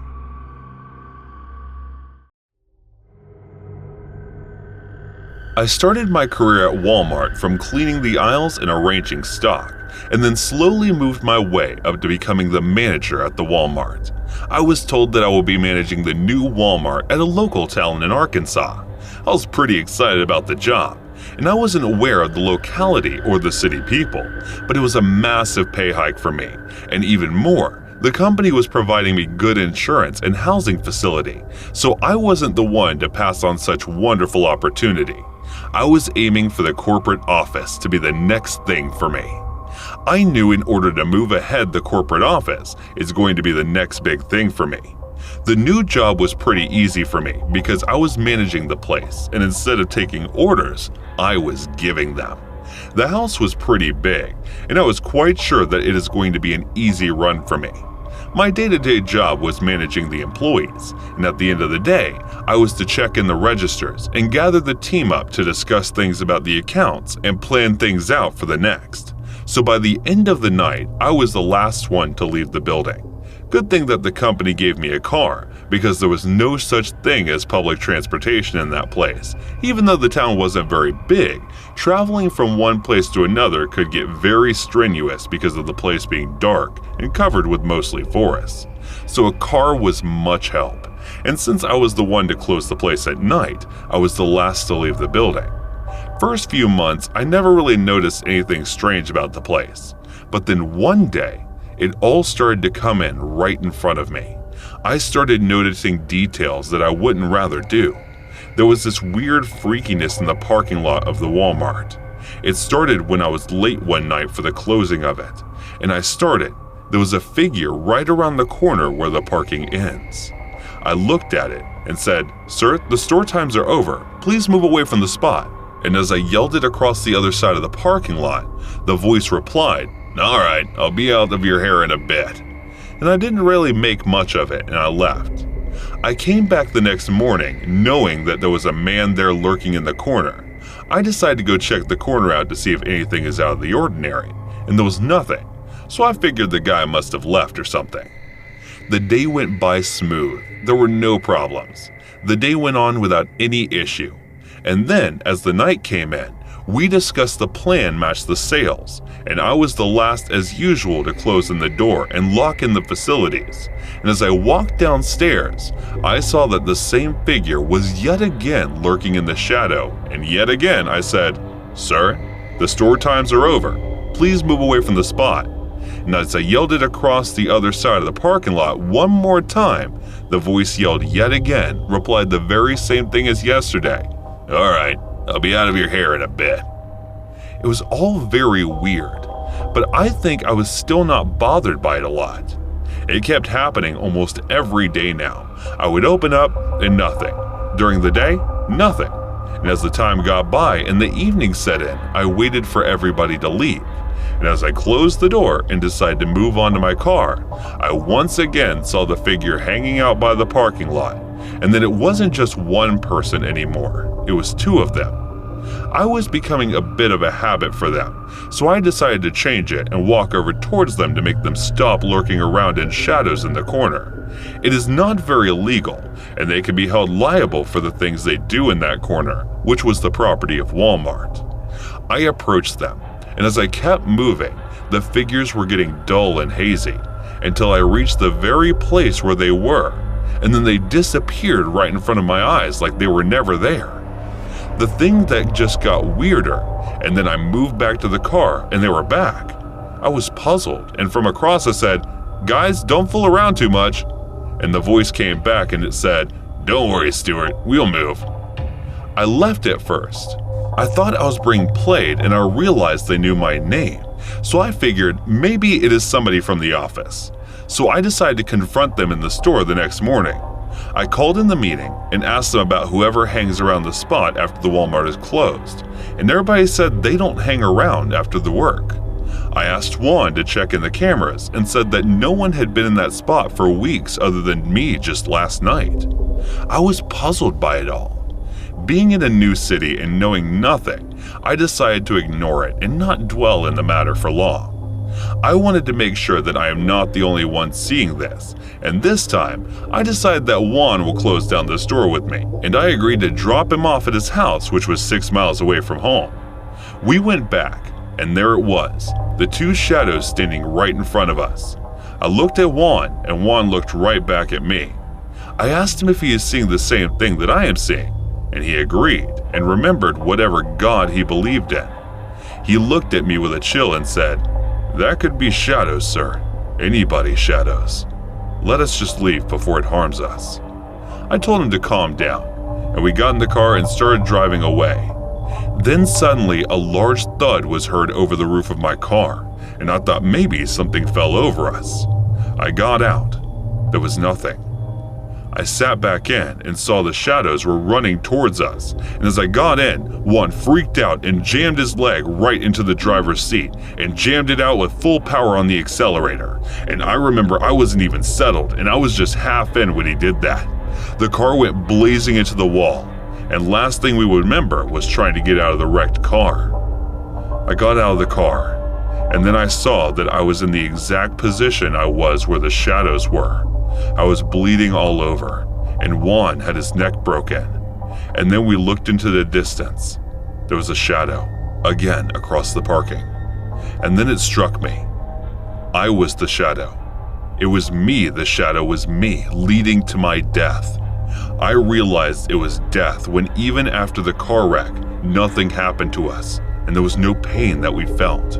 Because no matter we try, we were just stuck in the loop of the circumstances that led me to death. I was the shadow of my own death.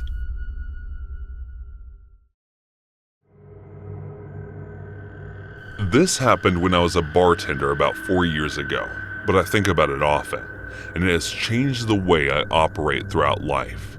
I now refuse to go to any store alone after midnight. I was 25 and an attractive slender blonde at the time. On a busy Friday night, I was bartending with the bar manager, and he had noticed that we were very low on some bar necessities after the dinner rush. Lemons, limes, bitters, that kind of thing. So I was sent out to a 24-hour grocery store down the road to pick up the odds and ends that we would require to get us through the weekend. I picked up everything that was asked of me without trouble at the store, until I got to the liquor aisle. There were two country-looking guys that were probably around my age in the aisle, and they were staring at me and whispering to each other in a way that made me uncomfortable, so I assumed they were making comments about me, all pretty innocent so far. Before they could approach me, I grabbed what I needed very quickly and power walked to the self-checkout. They really booked it out of there. Because when you're a bartender, it's kind of like you're on a stage and are required to be charming and interact with people that you otherwise absolutely wouldn't be able to tolerate unless you were being paid to do so. This is another reason why I'm not a bartender anymore. They get the self-checkout and hot on my tail. The two guys, I'm scanning my stuff, and they use the scanning station next to me. I get a better look at them now as they are right next to me. One is taller, muscular, an average look.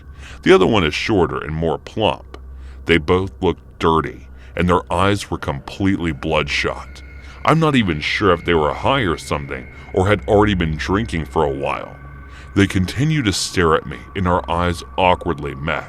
So I did the pleasant Midwestly thing to do and flashed them a quick, half-fast closed-lip smile to be polite. The taller one starts trying to talk to me. "Hey, looks like you're ready to party." "Huh?" I replied something like, "Yeah, something like that. It's not for me, though." They walk close to me and ignore their responsibility to scan their items. "Oh, must be for your boyfriend." Ha! I flash the awkward, tight-lipped smile again and roll my eyes slightly. Like this is your hint that I'm not interested, fellas. The taller one continues to try to talk to me. "You should come hang out with us tonight. We could show you a real good time if you know what I mean." "No thanks, I'm good. Already have plans." But the taller one starts to get upset that his moves aren't working like he'd hoped, and starts using a more threatening tone and moves very close to me, literally 2 inches away. But I ignore him, staying focused on the scanner. I don't think he had showered in a few days by the smell of him. He gets a little louder and says, "I see how it is. You probably only screw doctors and rich men like that. You think you're too good for us. We can show you that you want. We can teach you a lesson."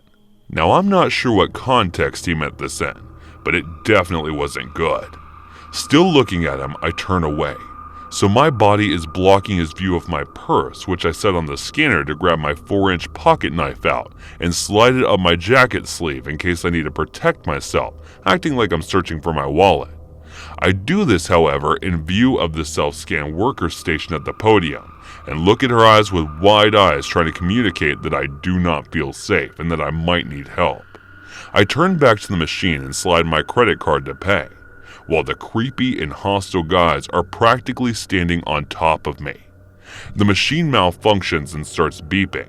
The lady worker comes over immediately, and the guys standing next to me change their expression from "I'm planning to torture you for a few days and toss your body to a creek" to just your friendly, good old country boys making polite conversation of their hair. They actually tried to act like I knew them and were friends, so the worker wouldn't be alerted to their ill intentions.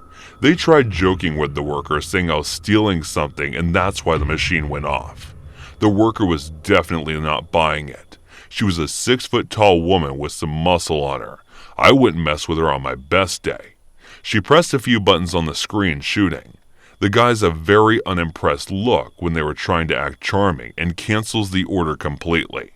She turns to me and says, "I'm sorry for the inconvenience, ma'am. The machine seems to not be working correctly. Will you gather your things and I'll ring you up in an actual register?" She puts her hand on my back and gives me a wide-eyed look like I gave her a minute earlier, letting me know that she sees I'm in danger. I pick up my things and follow her to the register that's near the security office. The guys linger around the self-scan, still glaring at me, and eventually complete their purchases, but standing at the exit assuming they're waiting for me. I felt like I would be walking to my death. If I made it to the exit in that moment, the workers kept a close eye on the guys and scans my items. As she's scanning, she tells me there really wasn't anything wrong with the machine I was using. It just misread my credit card, and she said I had a bad feeling about those guys from the moment they walked in. And when I saw them getting aggressive towards you, I already ranked security to be ready to walk you to the parking lot and make sure you left safely when you're ready to leave. When I saw you take that knife out and put it in your sleeve, getting ready to protect yourself. Good girl. As much as I'd like to see you show them they picked the wrong girl to mess with, I'm glad I was able to pull you aside and make sure you were safe. I see them waiting by the door for you. I'll just keep pressing buttons on the screen and act like I'm having trouble with your order until they give up and go outside. Our security officer and I are both going to escort you to your vehicle when you leave." I thought to myself, this woman seriously deserves a raise. I thanked her over and over again and told her what they said to me, and I was getting afraid because I don't know what these guys are capable of. As I'm talking to her, my bar manager calls me to see what's taking so long. I explain what's happening, and he was obviously very concerned and ready to come up there himself and kick some ass. A sweet sentiment indeed.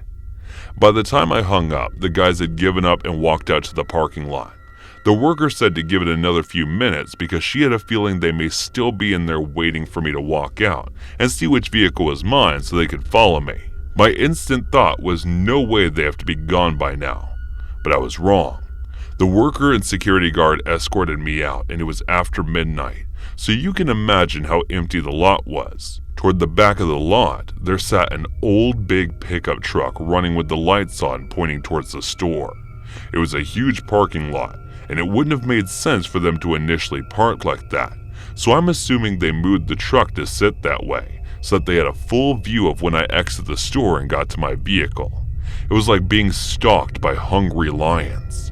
When I unlocked my car and they saw that me, the worker, and the guard were looking directly at them and that I wasn't getting in my car until we watched them leave, they then peeled out of the parking lot. I mean, they seriously did a burnout to establish that they were pissed and trying to intimidate us. Our poor creeps didn't get their way. I thanked the worker and the guard over and over again, as I'm certain that they had just saved my life, or at least saved me from having to live with whatever those guys were planning to do with me. I did write a long letter to the store manager and their corporate location, describing how their employees protected me and how grateful I was. I really hoped that earned her a promotion bonus raise or something. She didn't know me at all and was ready to protect me, which really isn't her job, but she did it anyway. Needless to say, I do not go late night shopping by myself anymore, and never will again.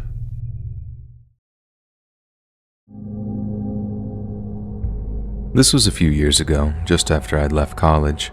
I'd been working at Walmart for a while before moving to the customer service counter. My first holiday season was almost my last. After experiencing the post-Christmas returns period, I'd threatened to quit if my boss didn't move me out. Thankfully, she relented and I was given my own department. That's where I would stay until the next year's returns rush. I was doing my regular thing in electronics when my boss came to me for a favor. One of the girls scheduled to work customer service had just quit on the spot. She couldn't spare anyone else, and she knew I'd worked there before. I told her no before she could even finish, but she continued to beg. As one last desperate move, she offered to give me New Year's Eve and day off. It was an offer too good to refuse, and I reluctantly agreed. In spite of the desk being backed up to the doors, my fellow coworker and I were blowing through the line fast. People seemed to be a bit nicer than they had the previous year. That was until I began assisting this unkempt-looking man. He had a car seat for a toddler that he wanted to return. The guy seemed a little out of it. I had asked him twice about the receipt before he pulled this crumpled piece of paper from his pocket and handed it to me. I unfolded it and began the refund process. As I took the seat from the counter and sat it in a nearby basket, I made a passing comment to a coworker about the guy returning it because he needed to get high. It was just something that I expected from the area, something to that effect. I know it was in bad taste, but my coworker laughed and I returned to the counter to give the guy his money. He was staring a hole through me and gritting his teeth. He said, "I heard that. I'd watch your back if I were you." I could tell he meant business. I didn't want to draw attention, so I apologized under my breath and quickly handed him his money. Before he was able to say anything else, I called for the next customer. He reluctantly stepped away but remained close by, continuing to give me a death stare for several minutes. There was something about the look that terrified me. Although I kept working, a feeling of nausea boiled in my guts until he finally left. The next 3 hours dragged by, and because of the incident, my mood had taken a drastic downturn. I was overjoyed to see it end, but terrified of what may await me outside. There was no way I was going to my car alone. I went to seek out a coworker that I'd been dating on and off for a while. He agreed to walk me out to my car, and we stopped just inside the doors to look out. I didn't see the guy, so we continued on. The two of us stopped again briefly, but there was still no sign of him anywhere. Customers were coming and going, driving by us. Nothing looked off, and we headed across the lot to my car. I was relieved and beginning to think that I had just been overreacting. I knew it was a stupid thing to say, but I didn't know what the outcome would be. Then a car came out of nowhere and began racing up from behind us. The headlights were blinding, and I just began to panic and I froze. And if it wasn't for my companion, I may have been run down. He pushed me between two cars, following close behind. As the car sped by, the driver hurled a disgusting name at me and disappeared onto the access road. I thanked my hero and slowly got back to my feet. He insisted that we call the cops, but I refused. As stupid as it may sound, I was afraid involving them could cost me my job. But allow me to explain. I've been chewed out for being rude to customers before. I would have to explain why the man was so angry to me. If my boss heard what I'd said, I'd definitely lose my promised 2 days off and probably be fired. Rightfully so, I guess. Of course, I could lie and play dumb, but that never works out in the end. I decided to wager on the chance that he was done with me and would move on. And that turned out to be the case, fortunately. Various coworkers continued to walk me to my car after that shift. 2 months passed before I figured I was safe and returned to going solo. To this day, I've not seen that man again and hope never to. Whether I just got lucky or he never intended to kill me, I'll likely never know. Either way, I'm just happy to be alive. My attitude towards strangers changed after that incident, and for the remainder of my time working directly with customers, I made a concerted effort to treat them with respect. I suggest you take this story to heart. We may all have our little episodes of disrespect when dealing with our fellow person. Nobody's perfect. I'm definitely not. But keep in mind, however, you never really know what a stranger is capable of. One arrogant little slip could cost you your life. I went to beauty school just after high school, so it's just learning what it is like to be an adult work, go to school, and socialize at the same time. If you've ever gone to beauty school, you know the hours are pretty lengthy, and it's a lot of work in a short amount of time. You also know that you're mostly crammed with a lot of women of different ages and a few boys if there's a straight man in school, and he's even mildly attractive, obviously considering you're attracted to that type of person. Most women that score just so at all because it's the only male person we are seeing during most of our weeks. That takes me to Dave. A few years older than me, tall, drives a Ducati to school, mysterious and handsome. Every girl was always putting a little extra makeup, turning their hips towards him, flirting when he was around. He was cute, quiet, and always knew what to say. I was as interested in catching his eye till he randomly asked me to meet up with him for a bite one day after school. I was single, needing to experience dating for the first time, and it didn't seem that bad to hang out with. Things started off very sweet and genuine. He'd sent good night texts, joke with me at school, and even genuinely seemed like he wanted to hang out more and more. We'd go to bars, and he knew everyone, so I could just get right in. I was underage at the time. We go eat, see shows to step drink. I feel like I was starting to feel like an adult enjoying the life and being wooed by a handsome, slightly older man. We drove around on his bike. He'd take me to nice, quiet dinners, always offered to pay, and even didn't little things like hold his arm out when I was walking downstairs or off a curb. I'd never experienced this type of gentleman before. But as quickly as the sweet dates came, so did a very weird, calculated, and controlling behavior. He would start to ask why I didn't smile with my teeth. Was it because I was embarrassed at myself? He would sit behind me working at school and taught me about how slow I was. He'd say things like, "Don't sit like that," or "Say things that way. That's not what ladies do," And I'm a lady, right? Don't wear that lipstick, it's trashy. Butts, I guess. Maybe I was being inappropriate. Maybe he's right. I should act more like an adult and a child. Be better at school. Look more like an adult.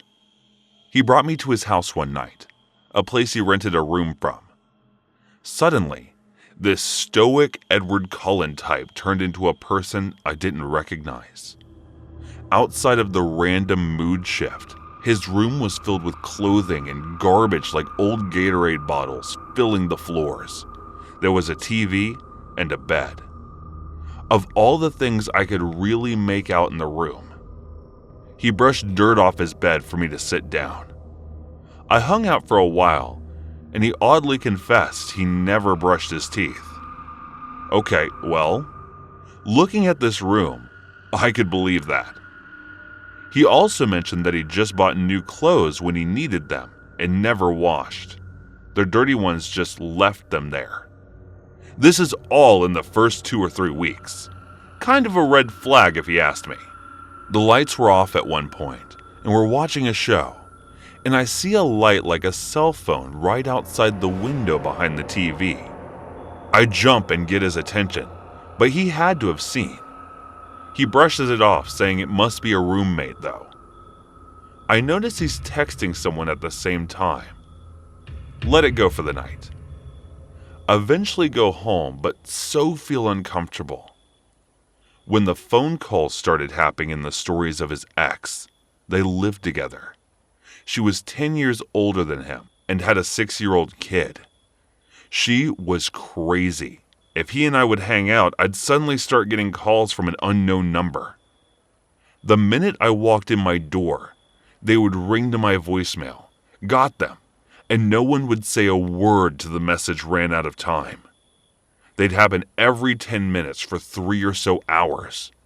I asked him about this, if it was him, and he said it may just be his crazy ex. But how would she have my number? He'd say, well, I have to give her some of her things, and she stole my phone at one point. Must have taken your number.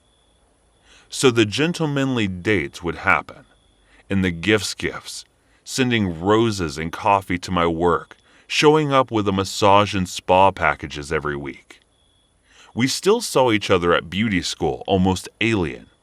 He'd be kind, but it was always hush-hush, until it was outside of school. I was torn. This person lying? Or is this the kind of person to want to date me? Maybe he just has some flaws and a crazy ex. Then the texts and Facebook messages started coming, clarifying it was her. He told me about your messed up life and secrets you've told him. I know he just saw you. I know you were at his house. I was outside his window looking in. Your red dress was nice. He laughs about you. Poor you. Just a stupid little girl. And stuff like that over and over. I block her. Then she'd have friends send me the same BS. She freaked me out. And he always denied it and apologized for her behavior. Then the word Daisy wouldn't show up for school. And he would text me during the day saying they were together, sending pictures of him. I tried to confront him, but he always denied having anything to do with her and repeating that she wanted to ruin his life. And then she started going to my work, telling my coworker she was my friend and would color things on the kids menu, like my name plus Dave, art, her, and tell them she wanted me to have it. She'd send me a random picture of him in a booth at my work, and I put the pieces together when I got there and got her notes, asking my coworkers where she was sitting and what she looked like. It was gross and embarrassing, let alone scary. My car was broken into at school, and nothing was taken from it, but a bill that had my address on it. Then was so scared. I came home at any point in time, and she started calling me over and over as soon as I closed the door behind me. I felt trapped. She would call my work and school saying she was my mom and try to get more info on me, or call them as a customer saying to get me fired. My roommates finally kicked me out because they were rightfully freaked out. So I turned to the police. They put me in contact with a detective who I handled all of the calls, texts, and messages, plus notes she left in my work. I never answered the phone or responded to a single message from her. I had hundreds of calls, texts for at least a month. They came in every day from the same number. I never blocked that number after the first few were blocked, so I could keep a log of all the attempts. Plus, I have to keep a journal of every incident leading up to me coming to the police just in case. I watched a lot of crime documentaries. He told me that there was nothing he could do to trace the number back to a specific person, and since she hadn't threatened my physical safety, his hands were tied. The very next day, he calls me in, he's furious, telling me he can't help me if I'm harassing her back. I was confused, and when I asked what he meant, he said, "You're calling a mother non-stop throughout the night, terrifying her and her kid." But it was a 20-year-old, and she was 36. Of course he's going to believe the adult, but I never called her. He asked me to come to his office and show me his evidence he has against me. She forged him tons of texts, saying things like, "Well, I can't really say them here, but they were just toxic," which is full of malice, and I just broke down. I would never say some of the things that she had said that I said, and I know I didn't send these tons of texts, especially overnight when I had school the next day. He didn't believe me and completely dismissed me. He ultimately turned against me and was now on her side, and this was crushing. I broke things off for good with David, basically told him to screw off. We still had to go to school together, and he was terrible. I embarrassed myself in front of my friends defending him so long. My work, my school, who I had to beg to make sure this girl didn't come around again, and a detective who ultimately didn't believe a word I said just to get some peace.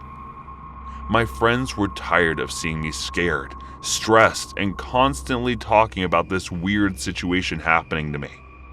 I was over it all. She finally left me alone once I moved, got a new car, a new phone, deleted social media. But it still freaks me out that we all live in the same town. She messaged me a few years ago from a different account when I was back on social media, and said she was sorry that she was manipulated by Dave and that they did this to too many girls. This was disturbing and gut-wrenching to me, to the mother of a 6-year-old, really have nothing better to do than play messed up mind games with a sociopath, maybe two sociopaths together.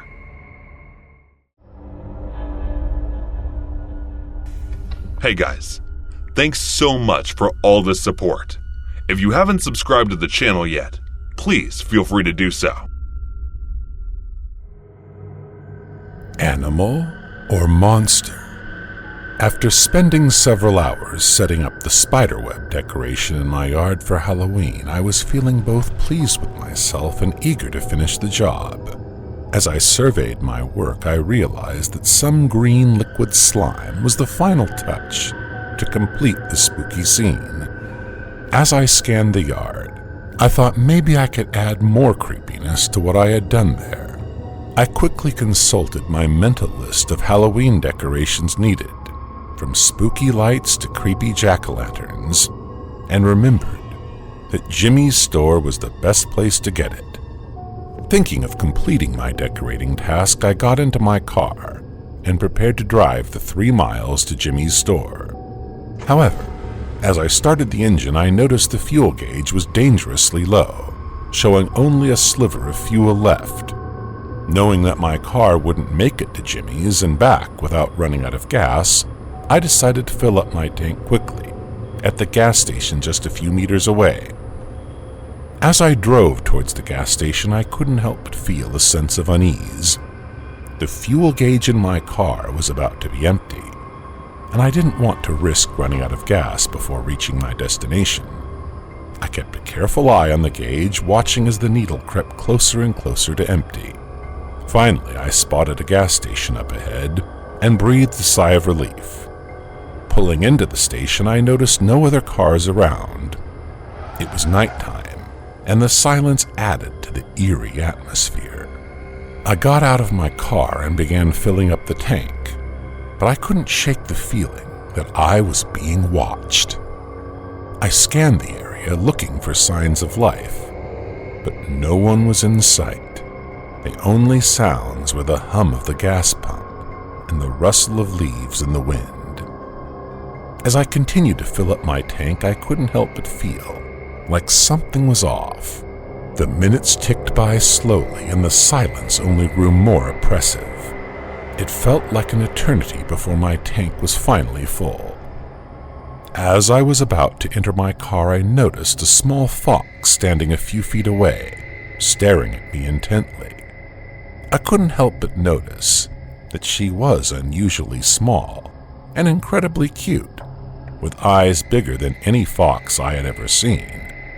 I froze for a moment to take in the sight of this charming animal, but then I remembered that I had a habit of feeding stray dogs whenever I would go out, so I thought I could give her a treat too. I had some jerky treats in my car, so I took them out and threw them in her direction. The fox looked at me for a few seconds, almost as if she was about to say something, before she stepped forward, sniffed the jerky, and started eating. It was interesting that she only ate the clean ones and left the ones covered in dirt untouched. As she ate, I took out my phone and started filming her, hoping to show the video to others later. But then, something strange happened. The fox suddenly stopped eating, looked at me, and took a majestic leap inside my car. At first I was surprised, but not frightened.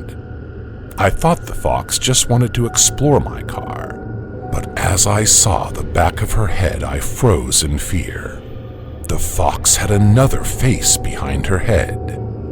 It was a surreal sight that I couldn't believe my eyes.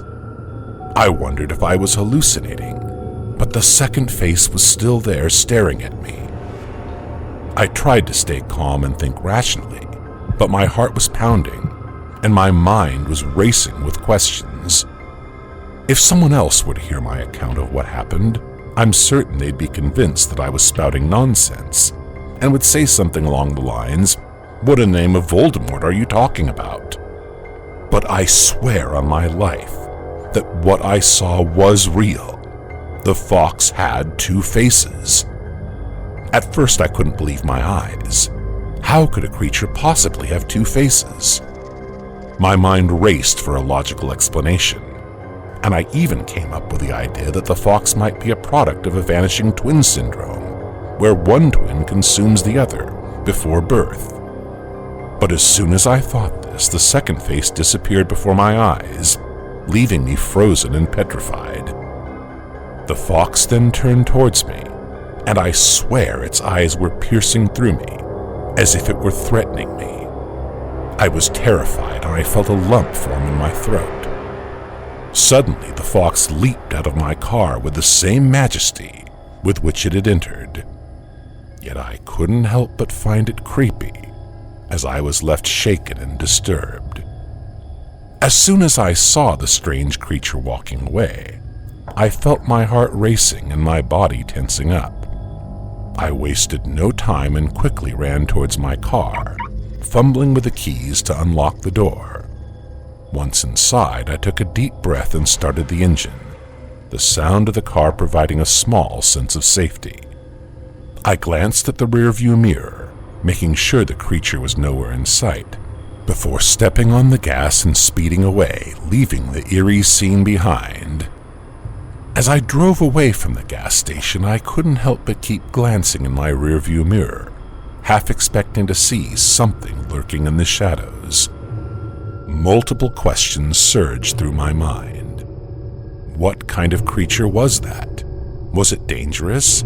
Should I report it to someone? I pulled out my phone to watch the video I had recorded of the fox, but what I saw made my blood run cold. The video was empty. There was no sign of the fox with two faces. It was as if the creature had never been there, or I had never filmed it. As memories of that spine-chilling creature flood my mind, I ponder the plausibility of the age-old myth about the souls of the departed returning on Halloween night, and the existence of numerous other monsters that supposedly roam the earth on that day. The mere thought of it sends shivers down my spine, and I cannot help but wonder if there is any truth to these tales.